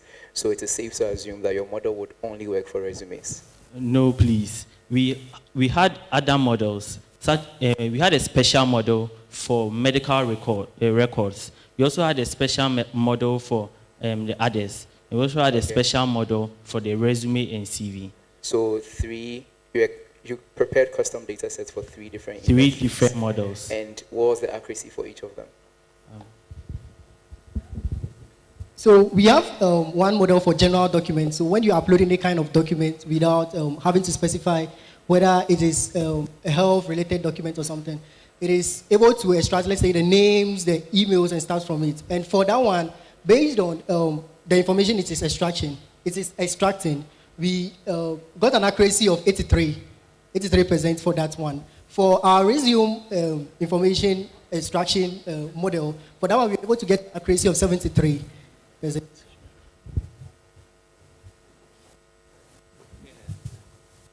All right, thank you very much, Team Field Text.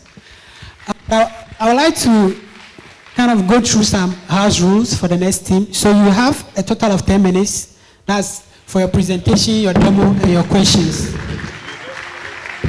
You have 3 minutes to present your slides or pitch deck, and you have 4 minutes for the demo of your solution, and then 3 minutes for questions and answers. So please, let's stick to this arrangement.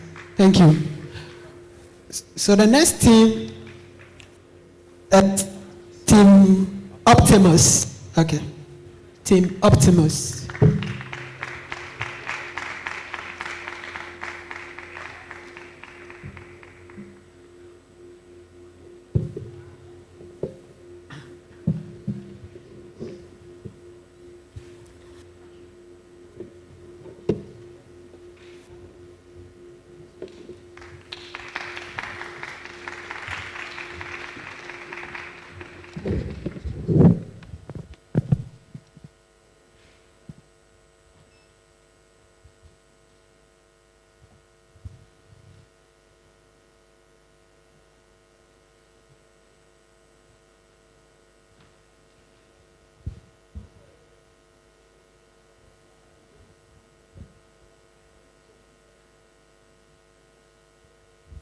Okay, so we are Team Optimus, and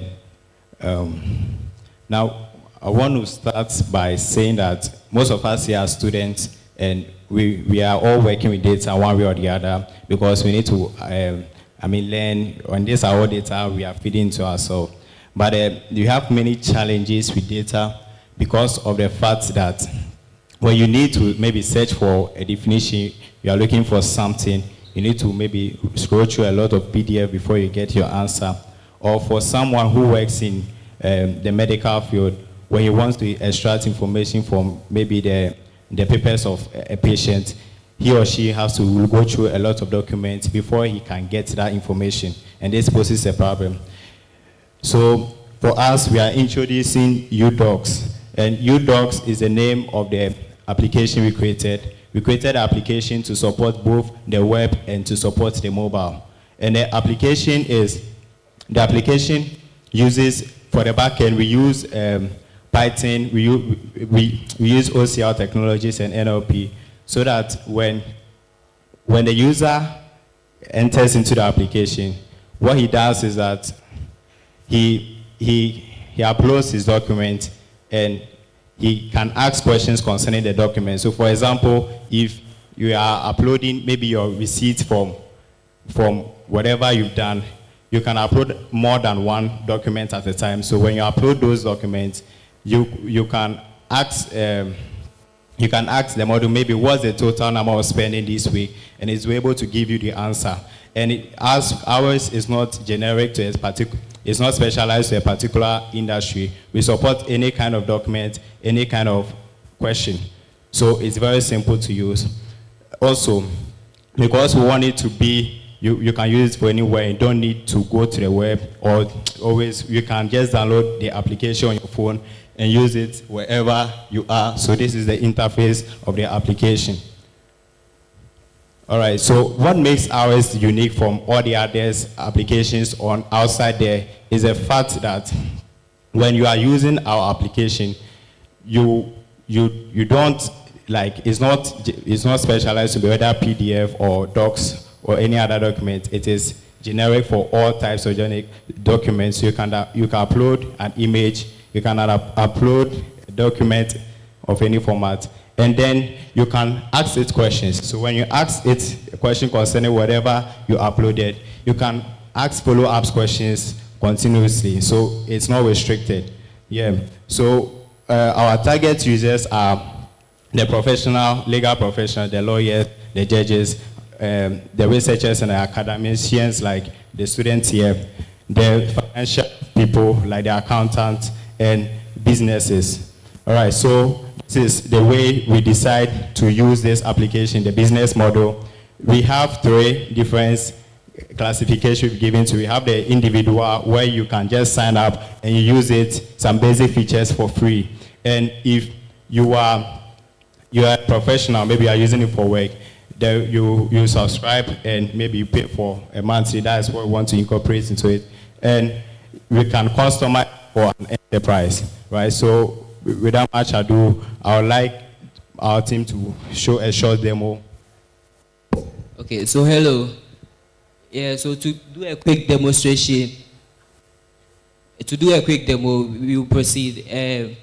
So as my friend said, it can do calculations of receipts and all those. So for a personal use, for instance, maybe in the month you want to calculate the expenditure you spent on shopping or anything, you can just upload all those multiple documents and then it will do the sum for the total calculation for you. So yeah, so for all the documents you should do the sum and then we'll see how it works.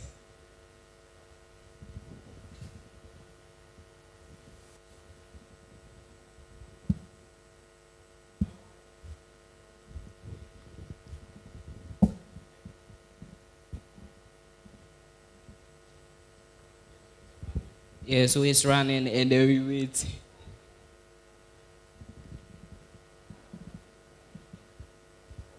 So mind you, this document, some are more than 1 pages. It's going, even when we go to the contract, some are more than 100 pages. So our model is built in a way that it can handle all those type of data. And as he said, it doesn't even focus on just one data format. Almost all the common data formats, it can handle it.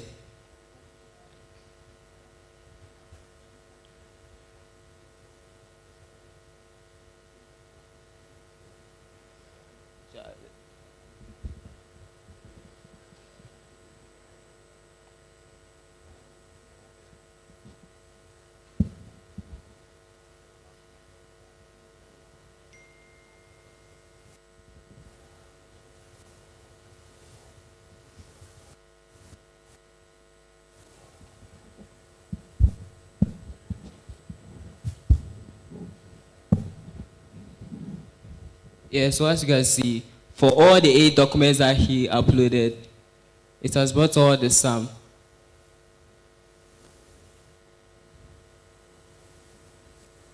Yeah, so let's proceed. And then we go to the recruiters for the business aspect. Recruiters who are ready to employ recruiters, you just go there, you select all the resumes and then you upload. It will go through all them and then rank them based on their experience and skills. So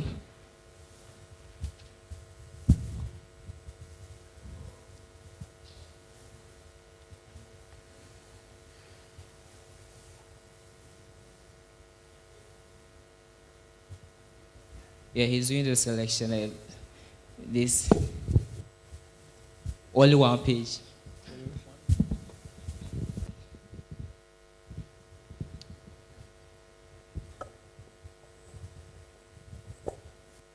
Of 10 seconds more. 10 seconds, sure.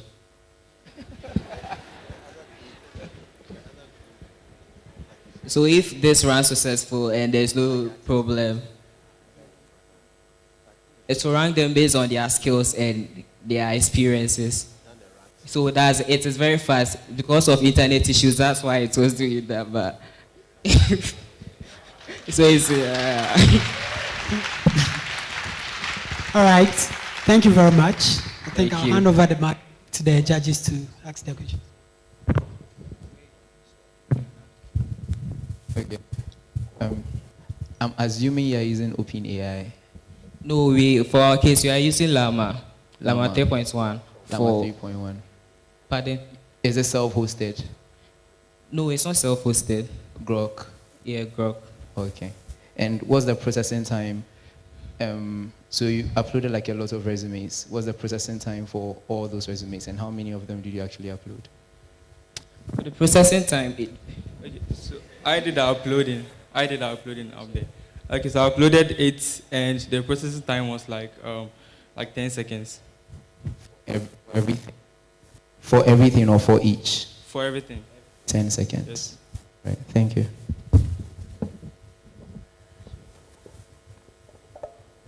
Yeah, and then based on the requirement, it looks like the app is supposed to provide a summary of all the documents uploaded by default.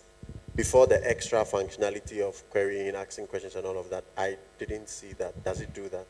Yeah, we have a place to summarize everything when you upload. But here is the case that he selected multiple documents. So we want the user to prompt us what he needs from the document before the model will be able to do anything afterwards. So where you select multiple documents, then it waits for you to tell it what to do. Tell him what to do. It does not summarize. So with the summary and the key info that you saw over there are tabs that we've already inculcated the prompts in it. So you don't need to type, please extract the key information or please summarize. Just tap on it and then to bring you a summary. Even for multiple documents. Can Yes. I click on a tab to Yes. summarize multiple documents? Yes.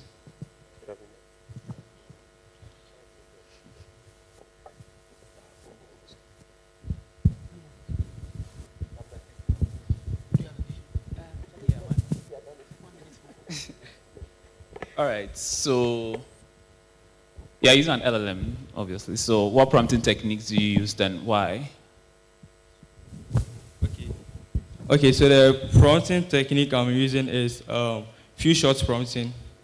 Yeah, so with a few shots prompting, I'm using that because I want the LLM to return the answer in a specified format. So I give it the format that I want it to return. Then I can do my output parsing very easily. So with a few shots, with the examples too, also gives it some context as to why you should bring out this particular output and stuff. Yes. So we provided examples. We have data with, we extracted data from the images, and then we added that to the few shots. So in the few shots, we give it like a very lengthy text in the context window, and then we provide it like what it's expected to do. So we few of those, and then it was able to generate the response we are getting here. Yeah, good job done. I want to find out, because the documents you uploaded were all PDF.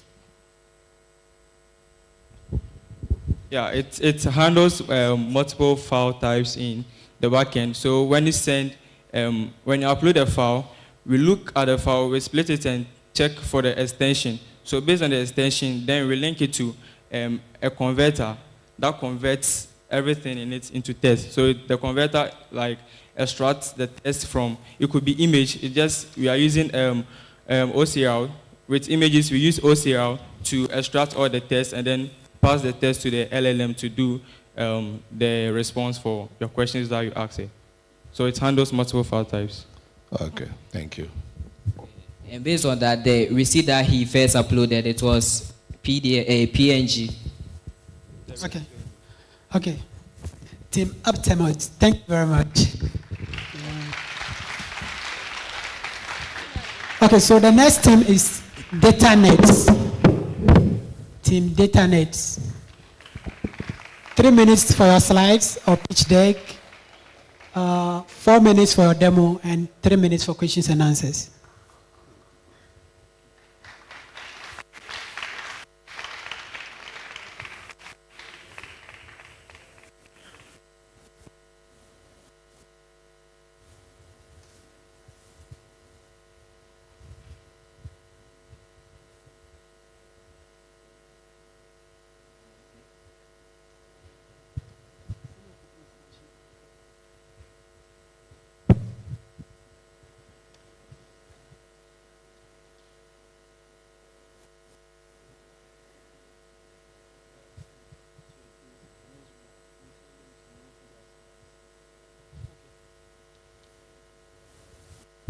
Okay, so whilst we wait, the subsequent teams, you are supposed to move your presentation files to the top. Okay, so make sure you do that.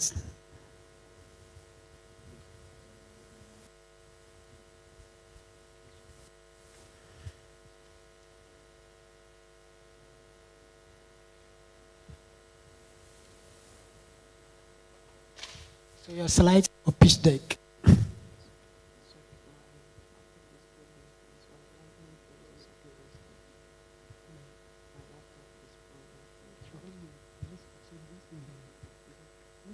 Hello. Okay, so with this challenge, we're asked to build a document understanding model. So a document understanding model is a model that can extract data based on the input you give it. That's depending on the file type. It can be a PDF or an image. Our problem statement. There are many documents that need fast processing and feature extraction in order to free up humans for other tasks. Our solution is a machine learning model that specifically targets financial invoices and tabular data. That's data in a table form. It can extract data like that. Why will you choose our product? It can handle various document formats. Presently, it can handle a PNG, JPEG file, and a PDF file type. Reduce computational cost. When I say reduce computational cost, the model is trained in such a way that, or the input is given to it in such a way that instead of processing images all at once in a batch form, you give us the image, but the image is processed once, meaning that with a PDF, you can preview the image whilst it's in a PDF form per the PDF you give it. You only get to see what you've inputted. That means instead of taking a lot of images and then uploading it at the same time for it to be computationally expensive, we just upload it one at a time. That means you can go through it and then see it through. And then it's a question answering model. I'll get to why it's a question answering model in a few time. Now it's time for the demo.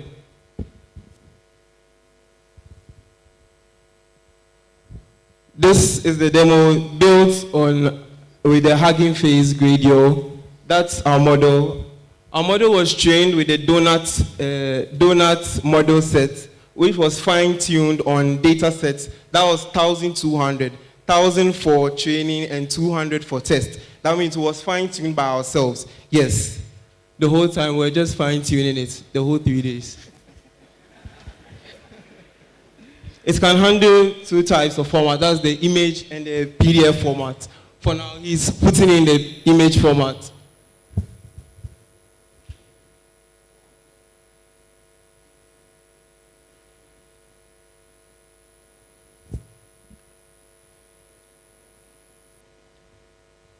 When you put in the image, you get to view it as well, so you know what exactly you are inputting.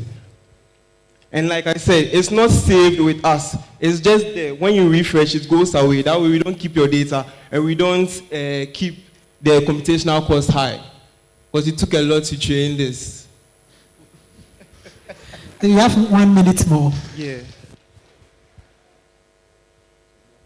That's a question prompt. I'll get to why it's a question prompt. Now, why it's a question answering model instead of a feature extraction model?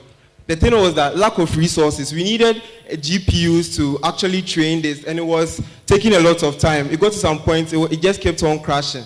The highest we could reach was about 15 epochs.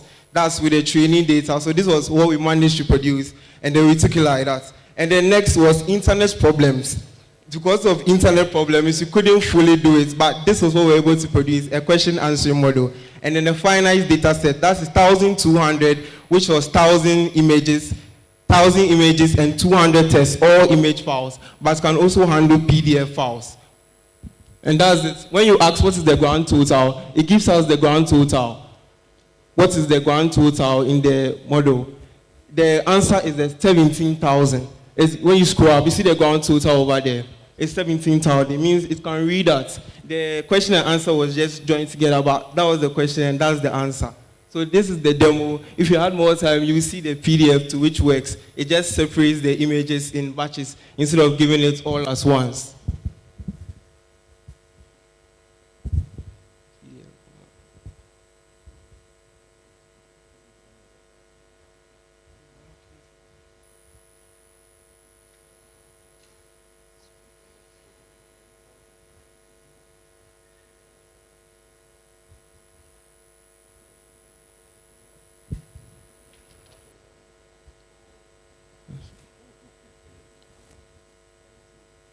This is the tabular data format I was talking about. You can ask a question and it will generate the date.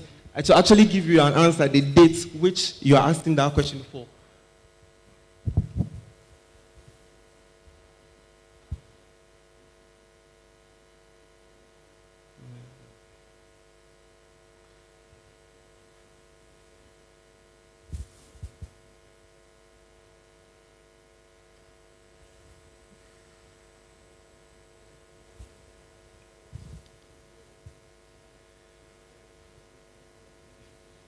And voila, there you have it. When he goes up, what is the mid-semester examination? It actually gives you the date. Please go out. You see the date up there.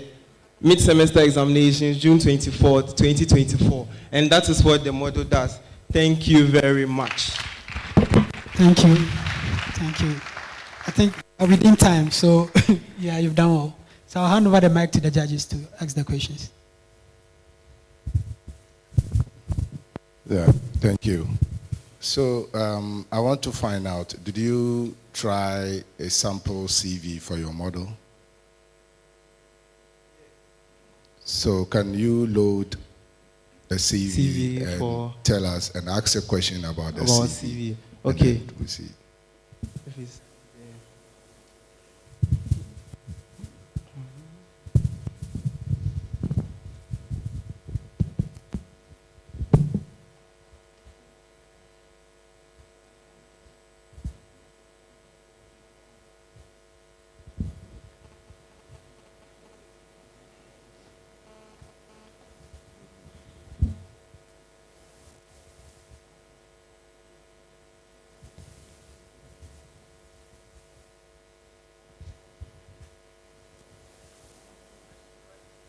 He wants you to upload your CV so that you ask a question and you see.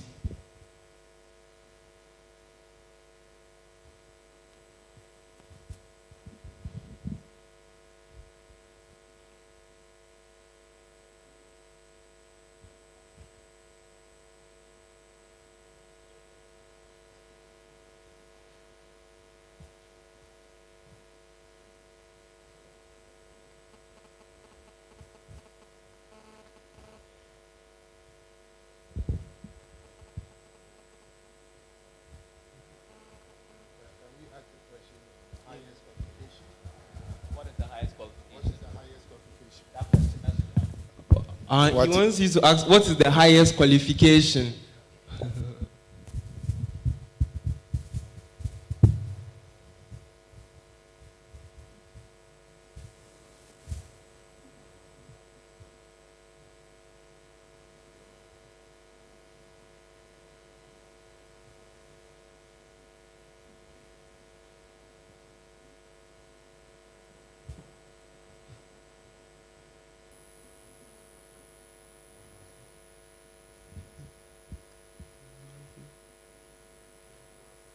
Yeah, he gave, gave Kumasi also. Can't see it actually. Yes. Yeah, it says Kumasi. It's an OCR model that it uses optical character recognition. So it's not everything that to be able to recognize, but for what it can recognize, yes. So perhaps if there was a part in his CV that said highest qualification, which pointed to it, it would have been easy to extract it. And this would have been much better with more data. But like I said, there were limitations because of GPU cost. Yeah, all my GPU was used.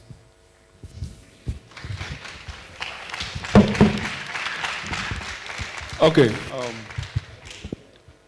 My question is, you are uploading PDFs and images, right?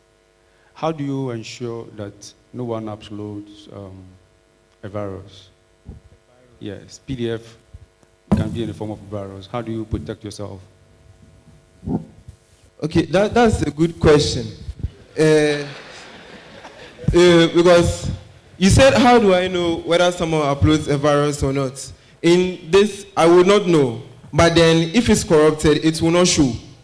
Yes, if it's corrupted, it will not show. But if it's a virus, I will not know. And I will not be affected. It's just a model lying somewhere on Hugging Face. If anything, Hugging Face will have to deal with it. But I will not be affected.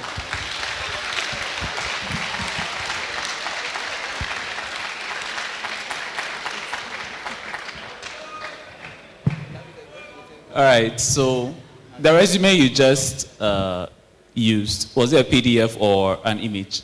Yeah. It was a PDF? I think so. I think it was an image. Was that an image or a PDF? It was his, so unless I ask him.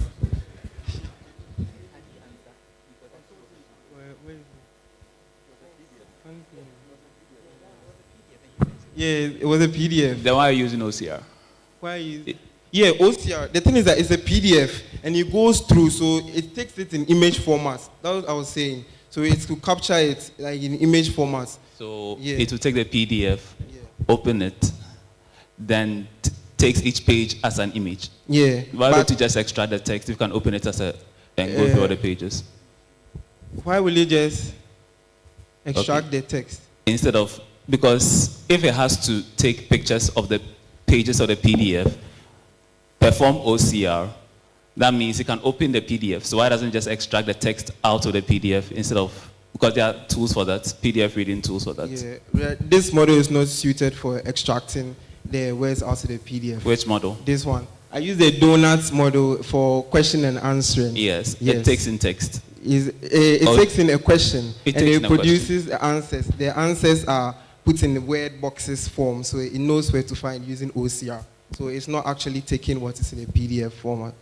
Okay, so the model takes in images instead of text. It takes in images, yes. But you have to ask a question. Plus a text, yeah. Okay. And then gives you an answer. Why that format?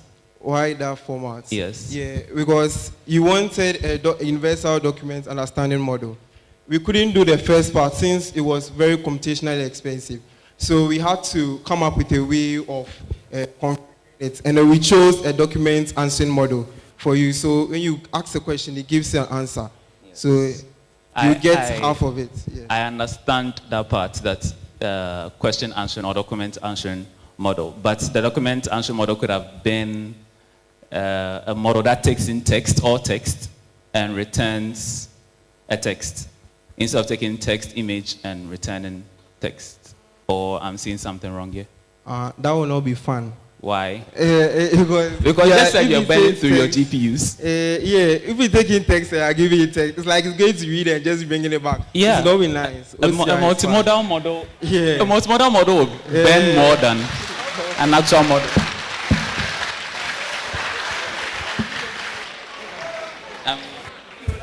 Okay, thank you very much. I think your time is exhausted. Thank you. Okay. So the next team on our list is Team Imagine. Team Imagine.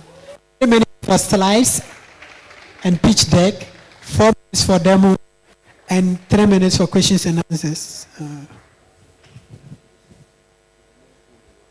Imagine.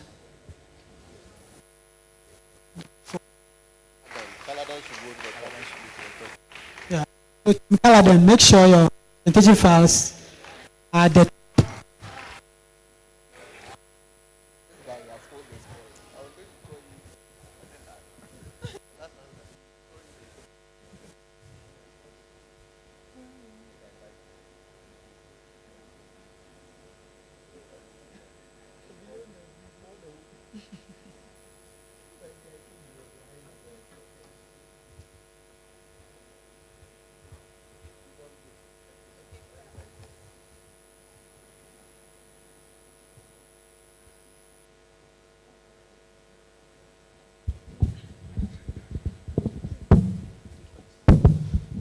Good afternoon.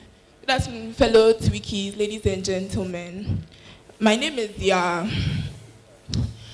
Okay, so to make our presentation simple and real, we will take a recruiter. Let's call her Amadokia. Amadokia is a recruiter at her firm, a very big firm, and her duty is to recruit talents and fill job openings as soon as they are vacant. And today, Amadokia has to manually pour over dozens of CVs, if not millions, and she will spend plenty hours on this. Talk about the toll it will take on the company's finances to employ as many as Amadokia to go through these CVs. And to this, we say, how do we help solve Ama and her company's plight? Imagine a world where Amadokia's job is reduced to a single button. A world where all Ama has to do is to run these multiple CVs through a software, and in no time, it spits out the most suitable applicants for the job. And to this, ladies and gentlemen, we introduce Imagine Recruits.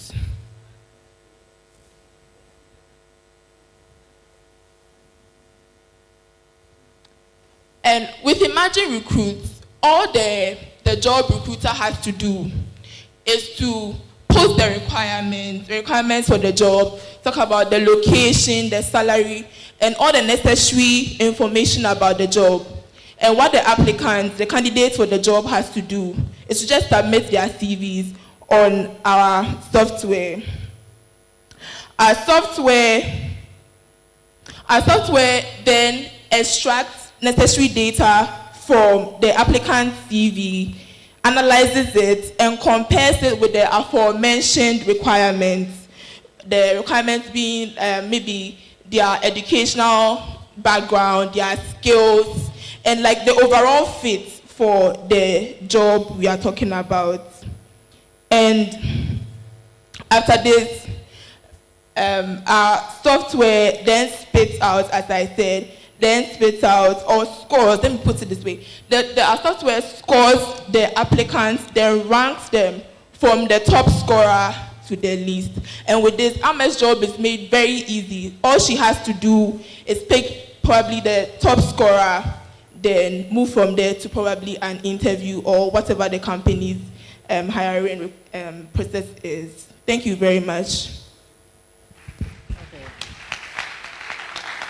I will take you through how the software works.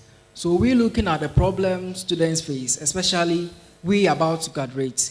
We find out that there is a gap between the recruitment industry or companies that want talents. And we, the students, have talent. So we saw this competition as an opportunity to create a platform to bridge that gap. So what Recruit does is, me as an admin, so let's say I am an admin, so I log in with my credentials, and this is, we are using Firebase for authentication. So, yeah, network. Okay, it's hosted, let's wait. Okay.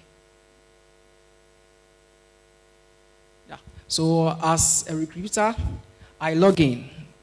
So then I have to come up with a job, or I have a job to post, so I give the descriptions about the job I want, the company name, the role, the office location, the salary, the experience, and then the description. This is where it gets interesting. So I just have to type anything at all I want about an applicant. So I want an applicant with 4 years of experience, who has done C#, JavaScript, Java, any other skill you want. So when you then, okay, so you upload the logo of your company. Okay.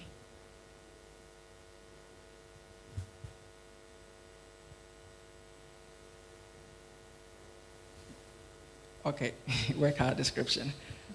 Okay, so network. Okay, so whilst we wait, and doing the picking up of this idea, this problem, we found that the recruitment company is going to grow to 59.4 billion by 2030. Yes, and then we also wanted to solve one of the SDG goals, so we chose SDG 8. That is bringing equality in employment and economic growth in lower income countries. That's why we came up with this project. So these are job postings on our platform. So as a normal user, when you go to our platform, you see this job postings or any posting that a recruiter has uploaded. And this is indeed a real-time application. You don't have to refresh. So I want to apply for a job. So I type my name, my email, my contact info, then I choose my CV, right? And this is where the backend comes into play very well. So what we do is we extract the text from the document, then we pass it to an AI model, which computes takes analysis based on the requirements the recruiter wants and the context in your CV. Then we find the overall fit, how well you fit the job, years of experience fit, educational fit, merits and demerits. So why the AI gave you that, or what in your CV matches with what the recruiter wants. The demerits, what the recruiter wants that you don't have. Then we give that to the recruiter. So the software ranks all the applicants, right, according to best fit initially, but the recruiter can then sort them according to overall fit, educational fit, and the rest. So imagine, so you can view the merit and demerit about the applicant. And then, so the recruiter, so just imagine the kind of problem this software is solving. And we're able to do this in less than 36 hours, coming up together and bringing this together. It's amazing. Thank you very much. Thank you very much. Your time. Yes, the judges can.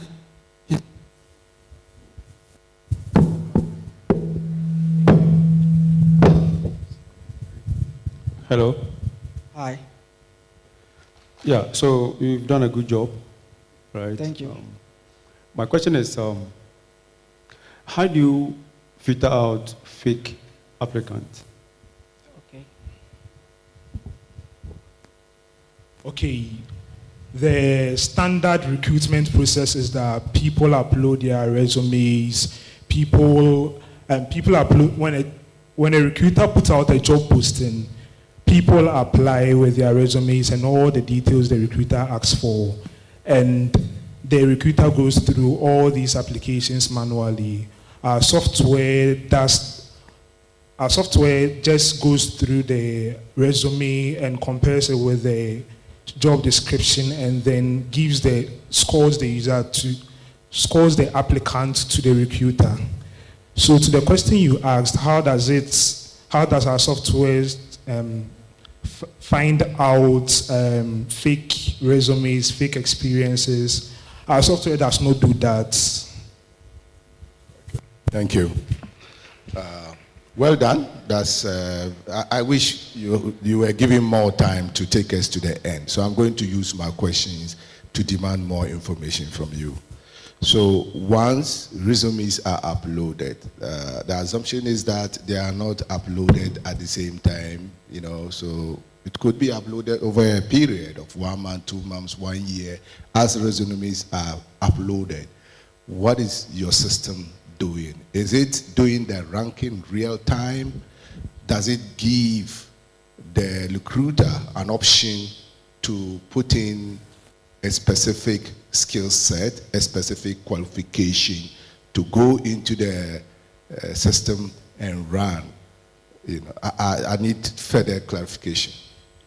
Currently, as soon as a user or an applicant uploads their resume and all the other details, the resume is sent to a handler, an event handler, and that's all the computation real time, that instant for the recruiter to be able to see the scoring and then make his or her decision from there. Okay, thank you.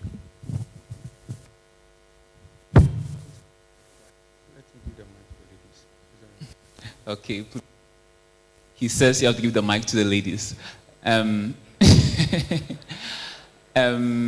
How's the scoring done?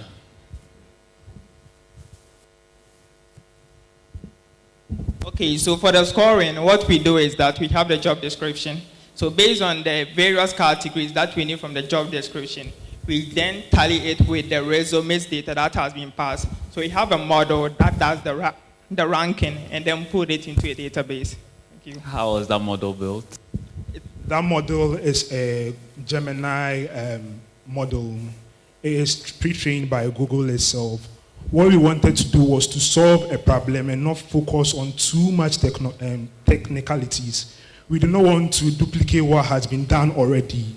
We just took a model, it fitted our application context, it fitted it very well, then we went on with it. The Gemini model it has been pre-trained by Google's data, and it is able to extract the necessary information that we require from it.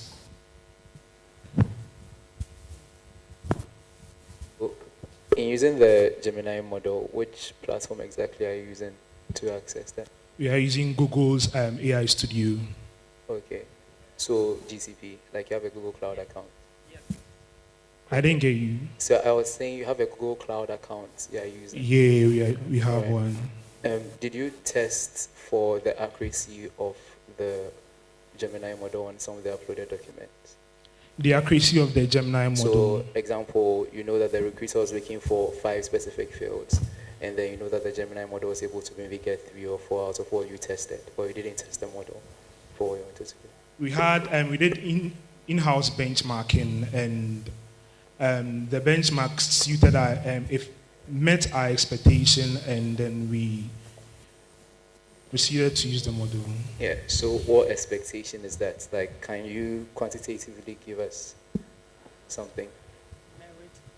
Because, I mean, presumably in this current LLM, like, fast that's going on, Gemini is not actually ranked as, like, the highest of all of them. So why won't you go for GPT-4o or Claude 3.5? Why Gemini for this particular application?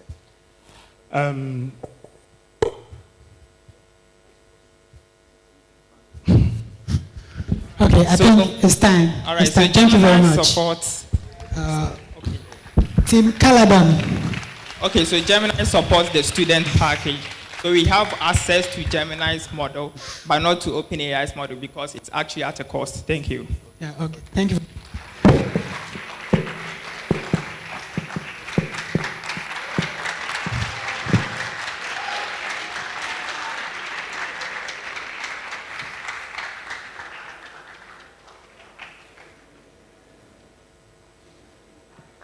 It's your time at now.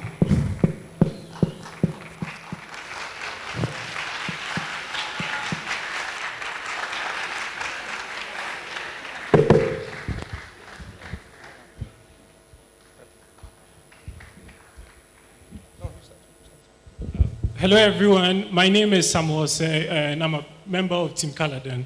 I'll be handling the demonstration and the slides. Hi everyone, my name is Joyce Checha. I'm a team member of Team Callahan. Please, I'm Bequeen Jeslaw, a team member of the Caladan team. Please, I'm Lady Parker, a team member of the Caladan team. And I'm Tawfiq Musa with Team Caladan. And the title of our presentation today is a multimodal conversational document understanding platform. So starting with the motivating problem that led us to undertake this particular hackathon, we first of all looked at how some documents can be very complex to comprehend. And this can be more especially seen in legal, finance, and then healthcare related documents. But we didn't choose to limit ourselves to just these, so we chose to go the generalist route. So sometimes with these documents, you can experience information overload, and then they can often come in varied formats such that you might not be able to open them within the document viewing platform that you have. And then furthermore, there's contextual ambiguity, especially with stuff like legal documents. So how then do we make use of these documents in our platform to make the user have benefits from it? So we start by unlocking the value of the data, whether it's structured or unstructured, but in this case, we are looking at it as though it's in the unstructured format. Okay. So by unlocking value in these data, you can enhance efficiency in your workflow and then also gain data-driven insights as well as enable faster decision-making overall. And we had some societal development goals in mind, which also made us target our use cases particularly well. Starting with the Societal Development Goal 9, which is the industry, innovation, and infrastructure. But then other sub-SDG goals that we think we can make light of, including good health, quality education, and then economic growth. Because these are things that can be applied within these various sectors. This is a platform that can be applied within those various sectors too. Okay.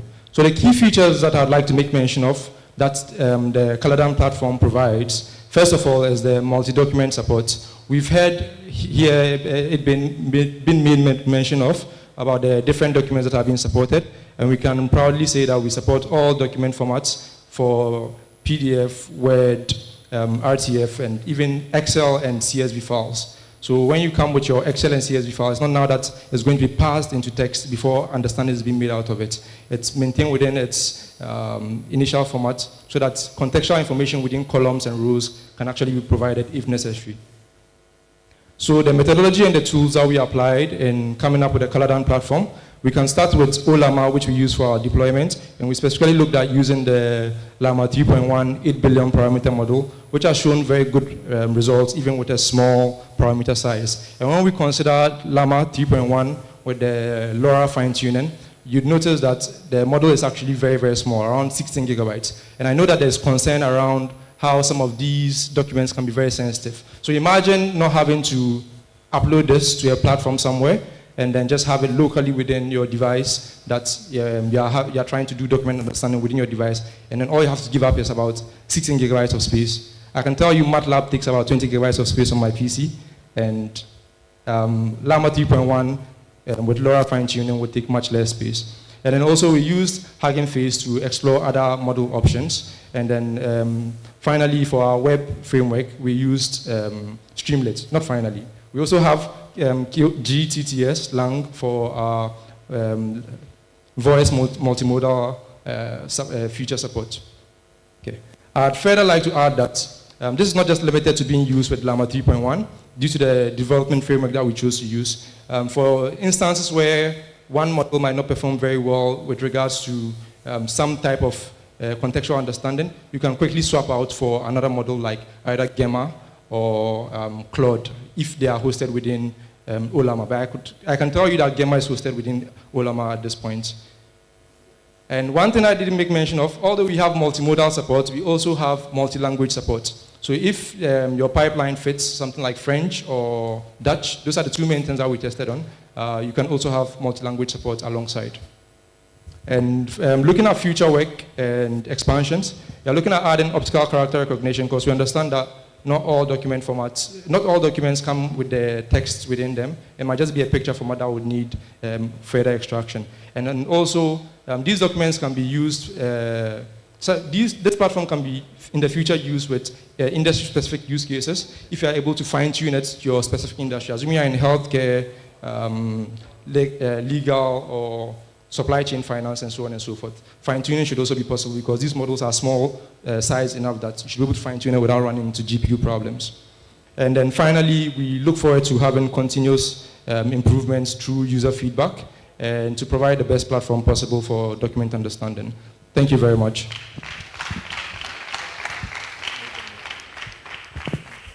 So you have 1 minute to demo your product.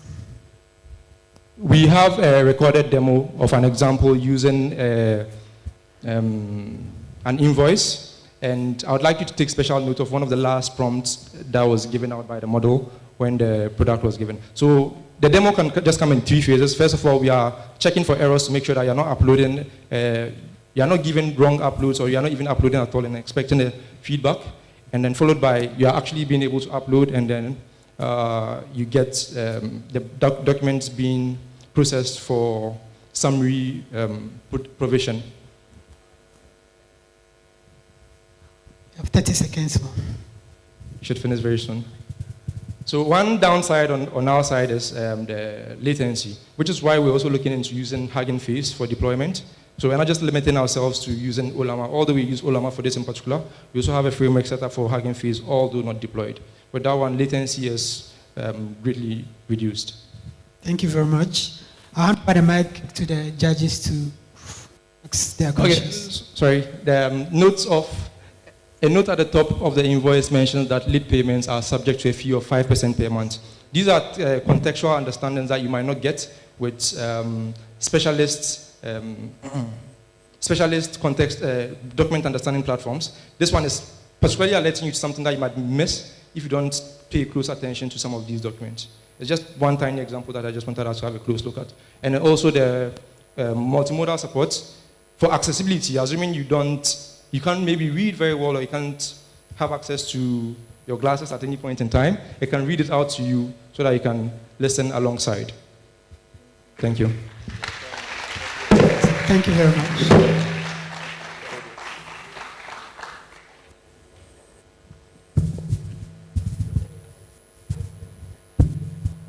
Yeah, thank you. Good job done.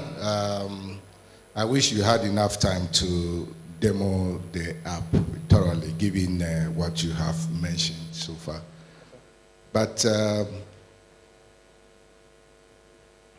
you said you have included speech recognition? Text to speech, okay.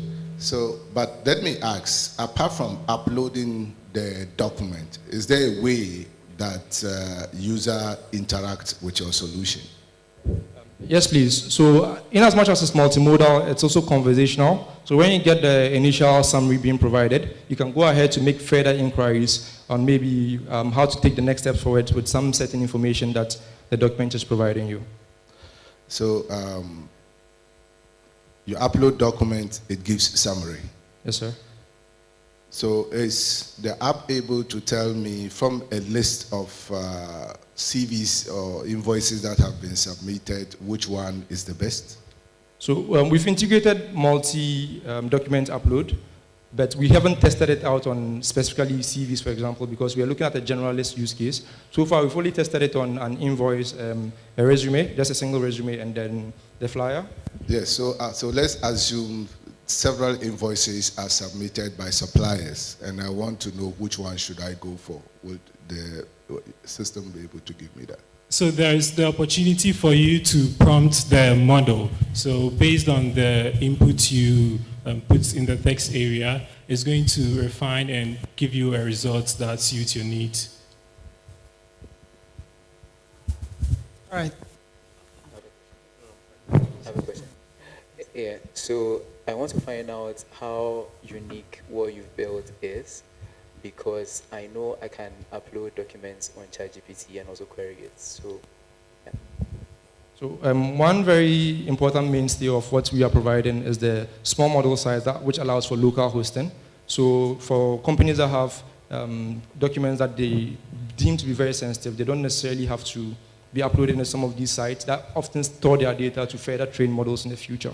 There was this case recently of Figma. When you prompt it to generate UI, it specifically generates Apple-related in-house UI because Apple's UI database was... Thank you very much. All right. Team Technon. Better. Team Technon. Yeah.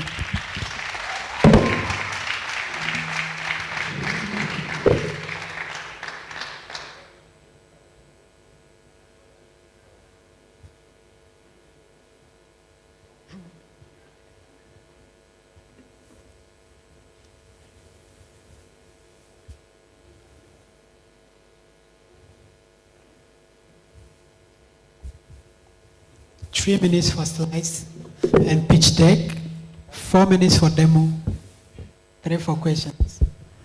So okay, hello everyone. We are Team Technon and I'm Osafweki Amwabianana, and here are my team members. So, why Technon? Okay, so documents are blood life for many industries because they serve as foundation for legal matters, decisions, and processes. But these documents are manually reviewed. So because of that, there's high error rates and there's high delay rates. So we introduced Technon. A universal document understanding model that supports all industries. So I'll give it to my brother here to continue. Okay, so we have a lot of tools and library that can do the extraction. So why go up? Yeah, so we have a lot of tools and libraries that can do the extraction. So basically, what makes Technon stand out is our chat feature. Sometimes you have a lot of documents to go through, but because you don't have time, you can't really manually do this thing, and it's significantly delay your progress. So once you upload documents of various types, like the resume, contract, invoices, and also different formats, you can actually ask it questions based on the document you uploaded there. So you can ask it, okay, what's this document about? What does it, maybe what's the key information inside and all those things. So with this product of ours, Technon, you can actually gain insight on the number of files or documents that you uploaded. So the impact of this product of ours, so it's going to help reduce time. So you see the total businesses that's going to be saved according to our survey, which is over 2 million plus. Then we are going to have a 50% successful transaction. Then also looking at the number of lives that are going to be saved or that are going to be improved is 33 million plus. Then how does Technon actually work? Let's talk about the overview. So first, I think at this stage, I'll just leave it to my brother for a demo. Yeah, hi, my name is Joshua. Yeah, so as my colleagues mentioned, we are working on Technon. So I'll talk about how Technon works. Yeah, so there's upload. Of course, you can see the flowchart, there's upload. So user uploads their documents. So I'd like to mention here that our system supports multiple documents. You can have PDF, DOC, and then images is important. So upload the document, and then what we do here is very important. We extract the files. I'll explain why the contents in the files have been extracted. Some of solutions you saw online end up pushing the entire document to model. Okay. So what happens is that normally models are limited in terms of context window. They can't take a lot of information. So you need to be able to give it the information it needs that the user is interested in. So that's when our RAG comes in. RAG stands for Retrieval Augmented Generation. So I'll briefly describe how Retrieval Augmented Generation works. The way it works is the user has a question, has a query, has an interest.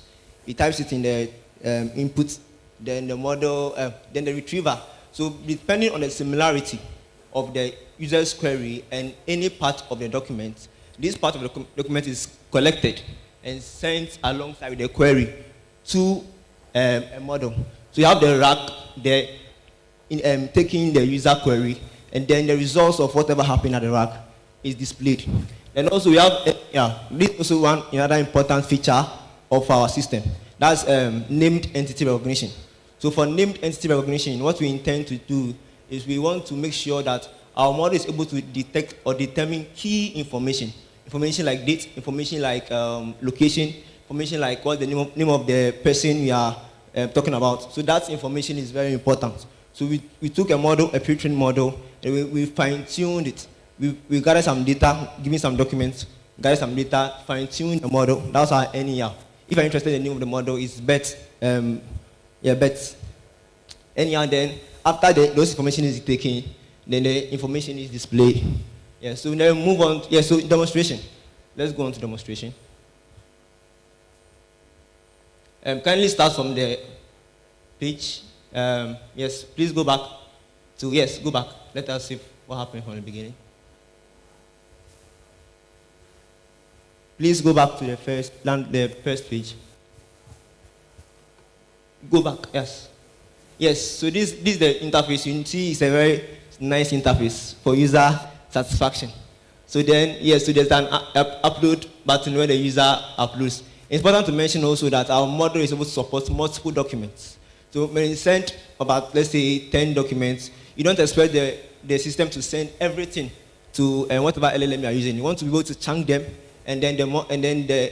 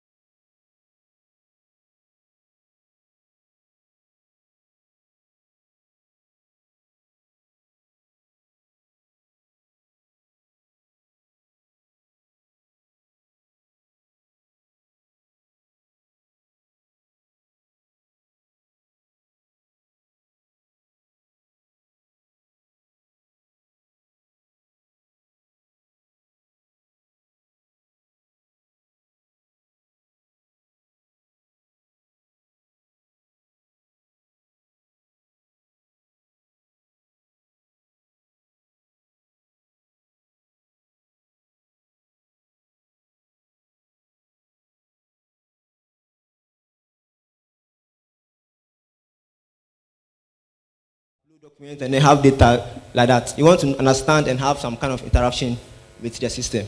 And so that's what it's helpful for you. Thank you very much. Thank you. So the judges can take the floor. Any question? Okay. Okay. The judges have no questions for you. So thank. Oh. Yes. So you only use one document to demonstrate the work. Is it possible that your solution can process multiple documents at a go? Yes, very important. It's able to process multiple documents. I also like to mention that. So let me continue. So if if I upload about 28 CVs, it's able to tell me which of these CV is best match if I'm looking for software engineers. So on that, since it's an LLM, it leverages the capacity and the capability of the LLM to tell you that. So that's functionality and that ability is the LLM, the generative AI. That's able to tell you. But have you implemented this? Have you implemented it? Yes, it's able to. Please, if you have multiple CVs, we didn't. But now, once he's doing that, I would like to ask. I want to add our model supports multiple document formats. They are structured, they are unstructured, and then they're semi-structured. For the structured, you want to make sure that the model is able to structure and pick up the relevant information. Then the unstructured. Structured means that the data is anywhere, everywhere without structure, and still is able to make sense out of them. Thank you. Yeah, so the rack system is a beautiful idea. It's particularly very useful in the medical context. So my question is, but there's a downside to it in terms of processing time, because you have to vectorize and do the sorting and pick the most relevant one. So have you tried to study the impact of using the RAG interface? Not just passing everything straight to the LLM, but doing the RAG processing before you pass them to the LLM. Does it have an impact on your processing time? And is it significant? Yes, there's an impact in terms of processing time. So the data retrieval is done after the user uploads. Is done after the user uploads the data, and then the embeddings and whatever is gathered. And then what is now left for the LLM to do is to be able to compare and then make sure it's fine. So that's the only thing he has to do now. Okay, and then these days they are a vectorized implementation. So that means you can have it compare it to many of the chunks. So in terms of impact, it's not so much. And then I think with the benefit it provides in terms of providing the entire thing is Team GPT.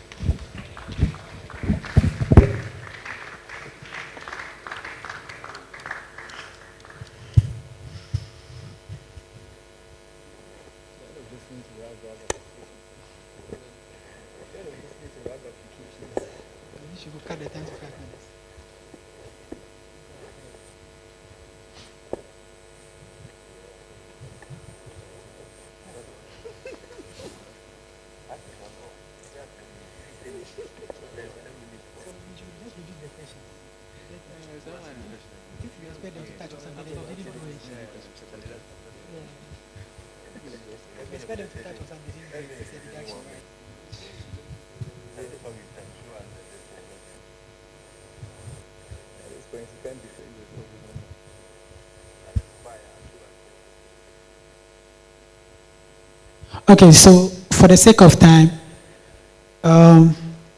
when you come, the teams that are next to present, go to your demo and then talk about everything. No need for slides. We are against time, so kindly do that for us. Because you built it, so you can talk about the problem you are solving and everything, and walk us through the solution.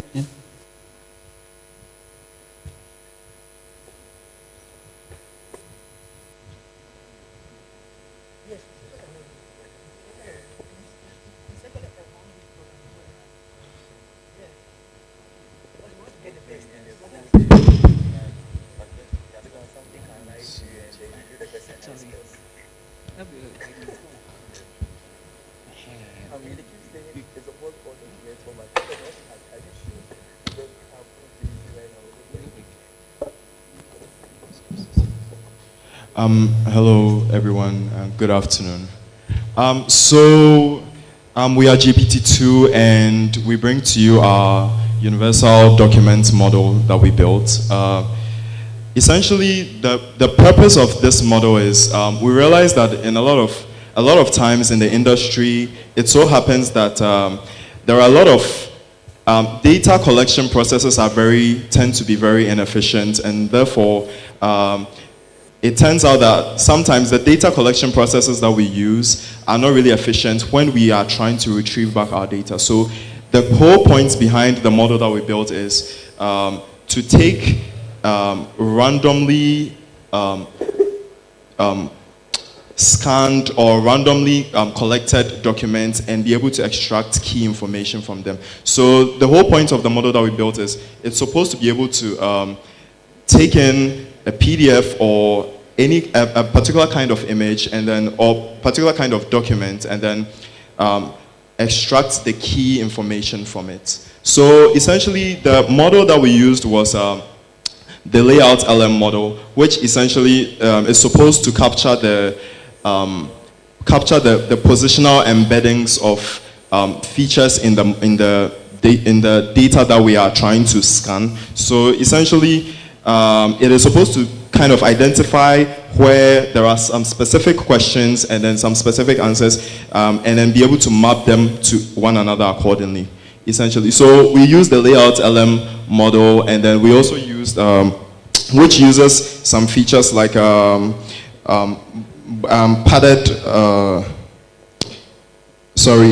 used the layout LM model, which uses some features like text embeddings, layout embeddings, and then transformer layers, and then give us our final output, which is the final PDF or the final document with all the information that it has been able to capture from it. Yes, so we use the data set.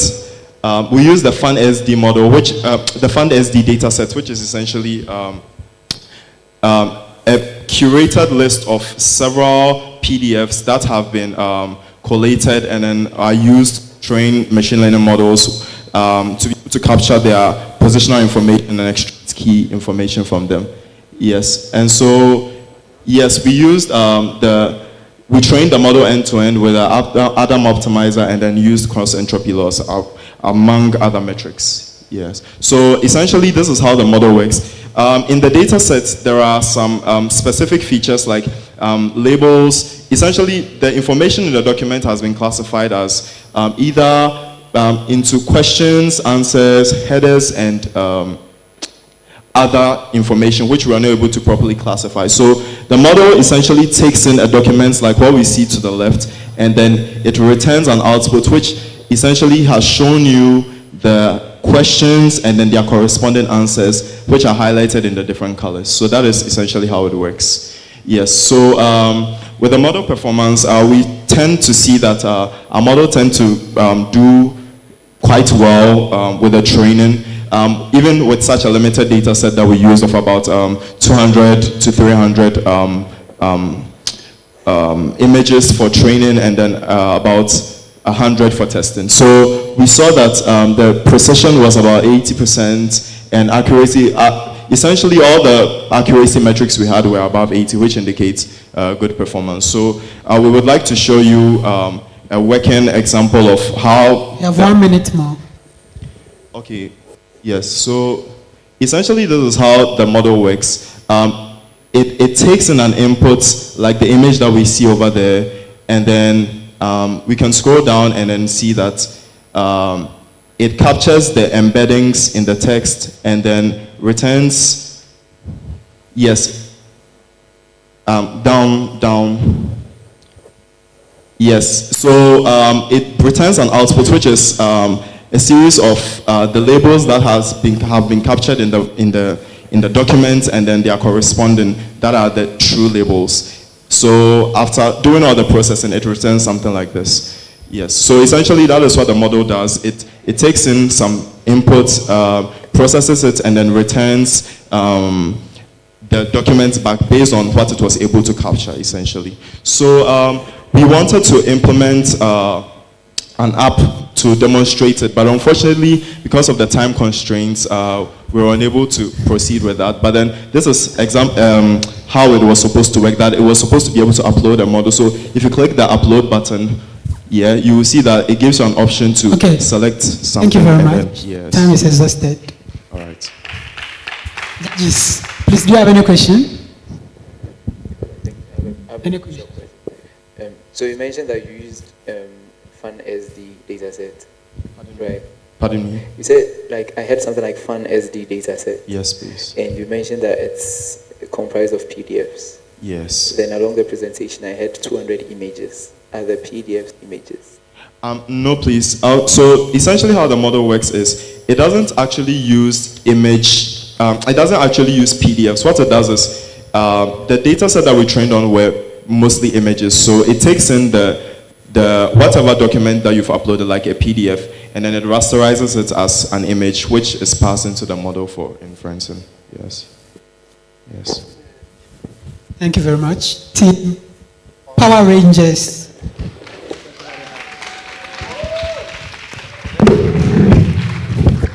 So just walk through a solution. Talk about it whilst you are walking us through. You don't need to do slides before the solution.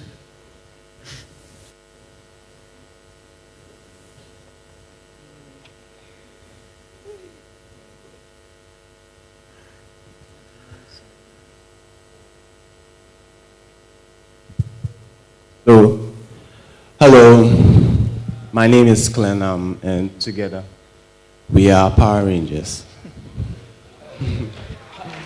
Okay.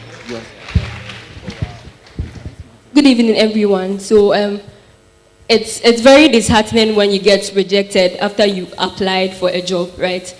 I think it feels a little better when you get a chance to actually know why you are rejected. If you had problems with your resume, so you get to work on it. I'm sure companies that reject us would have done this if they had more time. And so with our approach, we didn't just want to build a model. We actually wanted to build a whole system.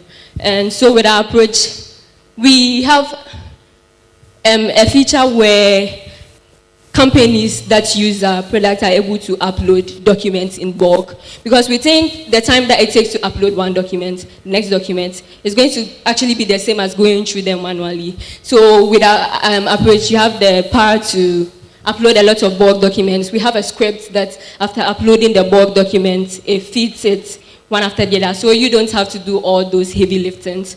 So if after being able to upload, we considered instances where when you upload in bulk, you mistakenly not upload just resumes, you add other documents, invoices and all. So it is first passed through a classifier model. That tells you you've uploaded 10 documents, 3 of them are resumes, and are we supposed to extract from the resumes? And so after that is done, you upload bulk, it takes you through the classifier. It then goes on to, it's actually a multi-document, and so it converts whatever documents you pass through it, being it PDF, Word document, the other document types, it converts it to an image where the extraction, it's done. For our front end and back end, we actually have a querying part that after you've done that, you can search for specific information due to time constraints. Most of us are just coming from defense. We haven't implemented it, but we can show it from the back end part, and I'll give it to him to talk more about. Okay, so as we were planning on implementing this, we ran into a problem. That was privacy. When you are telling rejected applicants why they were rejected, it might come into an issue of privacy. So we borrowed an idea from SAT, which is to get a percentile model. So all the CVs uploaded, the model also checked for similarity to tell you how close your CV was to other people, so you can improve on it to make yourself more unique. Other problems we faced was the data set. In certain fields, data sets, creating them is so expensive. For example, in the law field, it can run up to $2 million US. So in addition to our solution, there will be an interface for improvements on what the model has outputted, so that it gets better. All right. So I'm going to talk about the back-end part. Unfortunately, we couldn't integrate it with the front end because of the time frame. So we're just going to run the code from our machine. As you can see, this is a resume with some of the text that you can see. We pass it through an LIT model, which draws bounding boxes around the key information that we want to extract. And then after that, we summarize the key information and into a JSON format. That's what we were going to pass to the front end in order to show it. So he runs the annotation PY, and then as you can see, the output is supposed to come. Okay. Okay. So, yeah. So, that will be the output. So, as you can see, it has drawn a bounding box around the key information. The key information being the ones highlighted in red, and then the answers being the one highlighted in green. It has a header, which is the label. That's what the bounding boxes would refer to after it has been drawn. So later on, we will summarize it. Run the summary.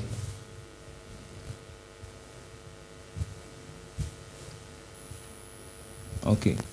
So this is supposed to generate the summary. So as you can see, because of the bounding boxes, we've gotten a JSON format with the header, the question, and then the answers. Some fields are out because the expression we used, we filtered out the ones without the empty text. But later on, if we had more time, we could have filled it so that the text that we are getting will match, the answers that we are getting will match the questions. He will use my CV, and then it will try to draw the bounding boxes around my CV. So he will run another code with my CV in it, and then you will see. Okay.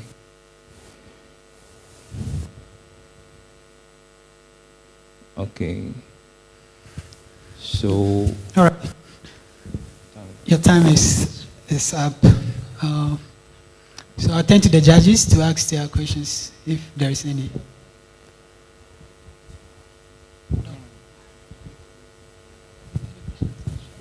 Okay. The judges don't have any questions for you. Thank you very much. Inspector.ai. Inspector.ai. So since you are no more doing your slides, yes. Since you are no more doing your slides, go to your solutions. You have 4 minutes. Because of time, you are against time. So just walk us through your solution. That's it.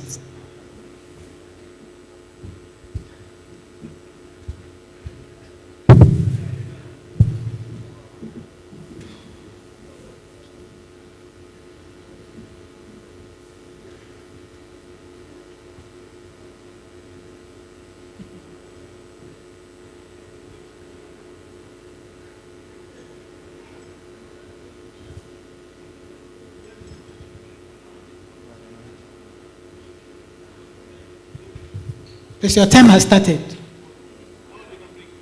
Inspector.ai.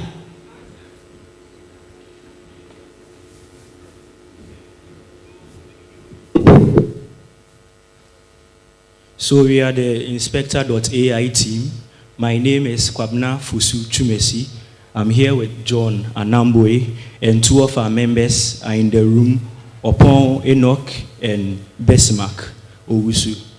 Now, the goal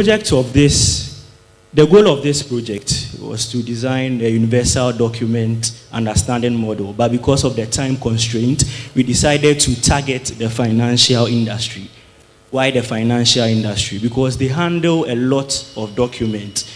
The document, they need to process it, and so they need to be efficient and also be accurate. So the goal of this project, in tackling this project, we decided to help them to streamline the process and automate it, because they deal with a lot of documents. I'll leave here for John to take us through the demo. Yes, so we actually approached this problem quite differently. Our main goal was to automate the process, because if, as financial institutions, they employ accountants and people who analyze their financial documents, and these people already have knowledge in certain tools like Excel. So what do? They will need to extract the information manually, put it inside Excel files, then they'll go ahead to now do their analysis, right? So what we did was that we automate this process for them. We make sure that we get this data, extract the information, send it to Excel for them, so that they can now leverage the tools, that's Excel, the power that Excel gives them to be able to analyze the data. So we use UiPath. Why UiPath? Because UiPath helps in automation. And when we researched about them, it was found that they are one of the leading people in the automation industry, and a lot of customers would have people who are already using it. So we want to make sure that the talent that is already in the market, we make sure we leverage it and utilize it very well. So over here, when you run it, so this is how it looks like. So we already have different documents. Our model handles different documents. It can handle images and PDFs. So this is running. We already have files we uploaded there, right? So it's running. It's running locally. So right here, it's running locally. Now you see the confidence. 0.95, 95% confidence in classification. 95% confidence is there. It's highlighting it there. Then now when it's done, it outputs the data. So let's see what it outputs.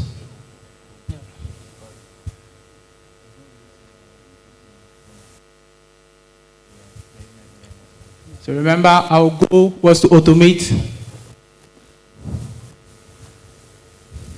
Okay, so this is it right here. So you see, there were different documents that was passed to it, and it's extracted the important information that we need from these documents and send it to an Excel file. Now look at the Excel file. This was a resume. Then extracted the data we need from the resume, then export it to an Excel file. Then you can now leverage on your knowledge in Excel to do any kind of analysis that you want. Then this is an invoice. So it extracted the important information from the invoice. Of course, those already in the industry, they know Excel, so then they can now leverage on their knowledge on Excel to do any analysis that they would like to do. You have 30 seconds. Then over here too, this is a bank statement. So to be able to classify the bank statement, tell me the kind of bank statement it is. Is it a statement of financial position, whatever bank statement, it will extract them. If it doesn't have any fields, it leaves them blank, right? Yes. So this one too, that's a receipt. Of course, they deal with receipts. So it extracts the receipt. Much. I don't know if the judges have any questions. Yes, I think it's unique. I would just want a clarification. You do a bulk upload of all those different types of documents and it creates different Excel sheets. Is that what happened? No, we didn't create different, okay, yes, different Excel sheets, not files, okay, yes. For each of the uploaded? For each type of document. Because our model classifies the documents, then now extract them, then put them in different sheets on the same Excel file. All right. One Excel file? Yes. So that it will be easier for you to. So if I have like 5 invoices, I would have one workbook with 5 different sheets. One workbook with, no, one workbook. Yeah. One sheet. One sheet. Because they are all invoices. But then how do I know which particular invoice? Invoice number, like it extracts the invoice number, then other data. So you'll be able to identify the invoice by the invoice number. They are unique, right? I mean, that's fine. Yeah. Thank you very much. Team 405 found.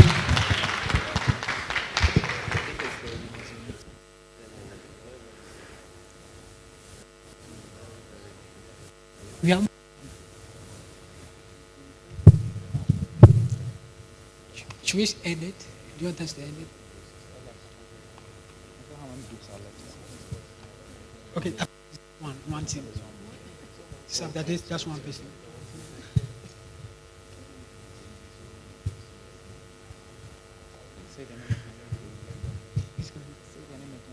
.405 found. Team 405 found.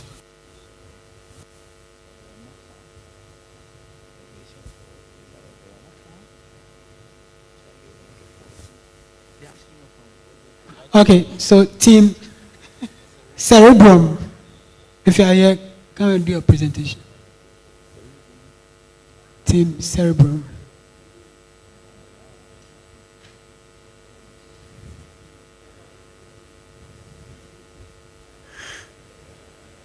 Okay, so 405 is out. This is 405. No. Are you 405? Cerebrum, okay. So this is the last.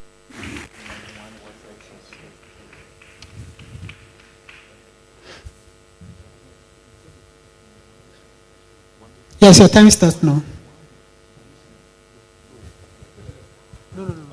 My name is Benjamin Etonam, and then we are here to present on Cerebrum. It's a data extraction software. So how our model works is using large language models. So from the research paper 2023, Google released a research paper on React, the React framework for working with LLMs. So we use that technique and then a few short prompts. So everything here works with an agent doing the extraction. We have an agent for prompting, agent for organizing the extracted text from the document. So we have OCR first, then an agent.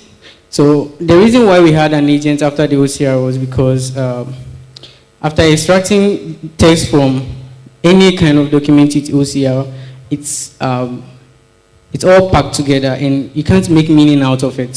So we decided to use an agent to make the document very clear for another agent to understand it. So everything here is an agentic workflow. My team member in there will help us demo.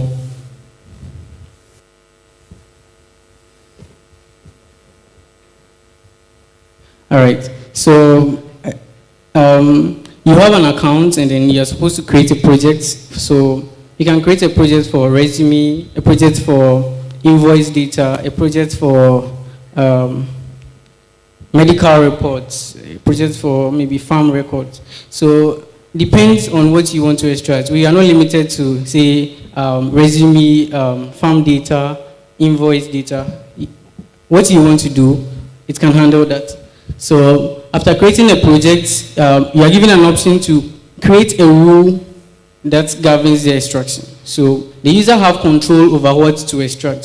So if you are extracting, say, multiple resume data, you can give a rule which is in the form of JSON, but we have a user-friendly interface that allows you to create the structure from the left side panel.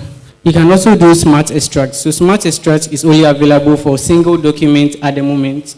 So if you have a single document and you want to extract the data from it, we have smart rule that creates the rule for you with an agent before the data is being extracted out of the document. So he's uploading a medical report, and then the backend does the processing. Before we go on, we used Llama 3.1 8B. So the model was released last week by Meta. Then we fine-tuned it on the Alpaca dataset.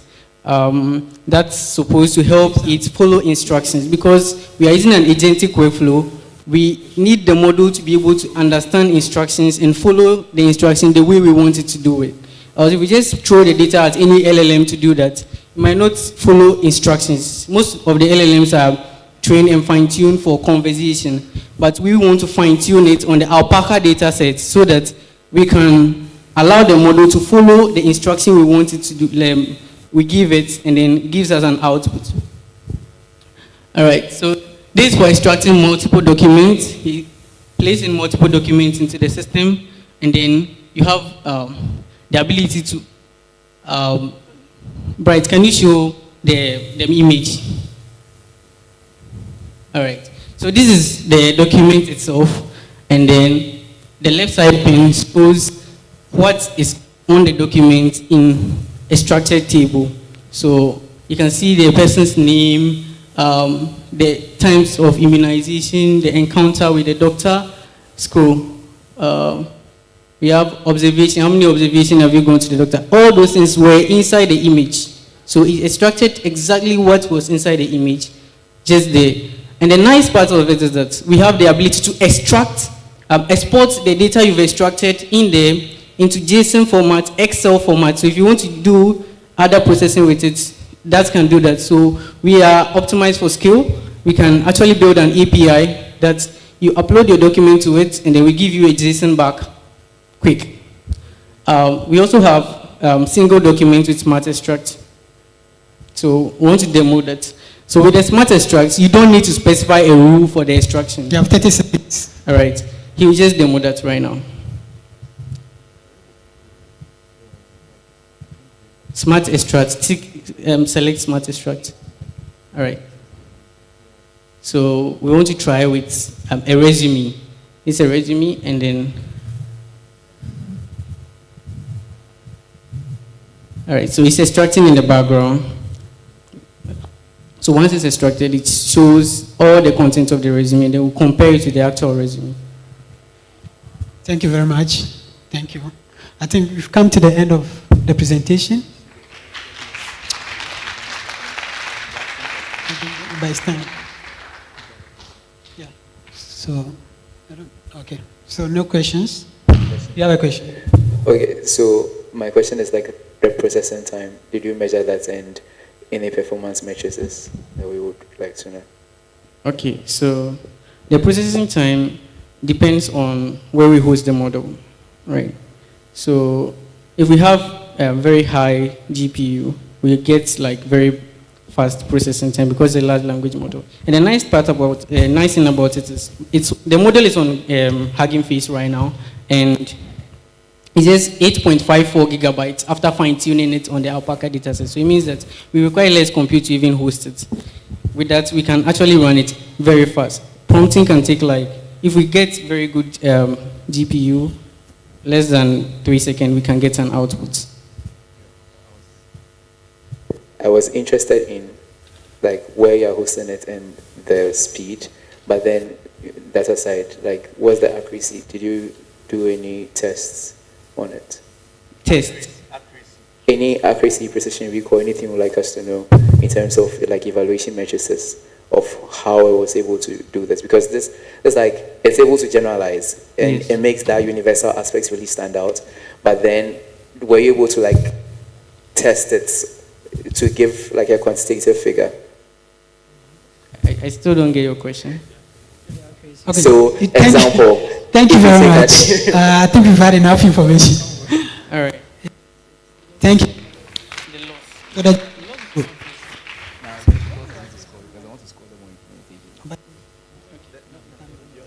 But we have an answer to that.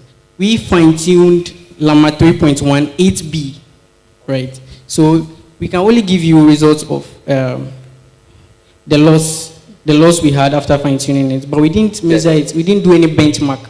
Okay. We only tested with like prompts. Yeah. Thank you very much. So the judges will now do the computing and the mathematics, and we'll get our top 10 next. So thank you very much. You can leave the stage. Thank you very much. Shall we give it up to all of them? Sometimes when you are sitting here, you'll be having some comments, why didn't they do this or that? Remember, this is a challenging thing that they did with actually less than 48 hours. And the quality of work that they have produced, if I had my way, all of them would be declared as champions. Because honestly, within 48 hours, it's not easy. And I could see some of them were even shuttling between breakout rooms and then their main, hackathon. So let's clap for them again. At this point, we'll be rounding our activities down. We'll be winding down. And before we do that, of course, we are expecting a winner. So what we'll do is that we'll continue with the program.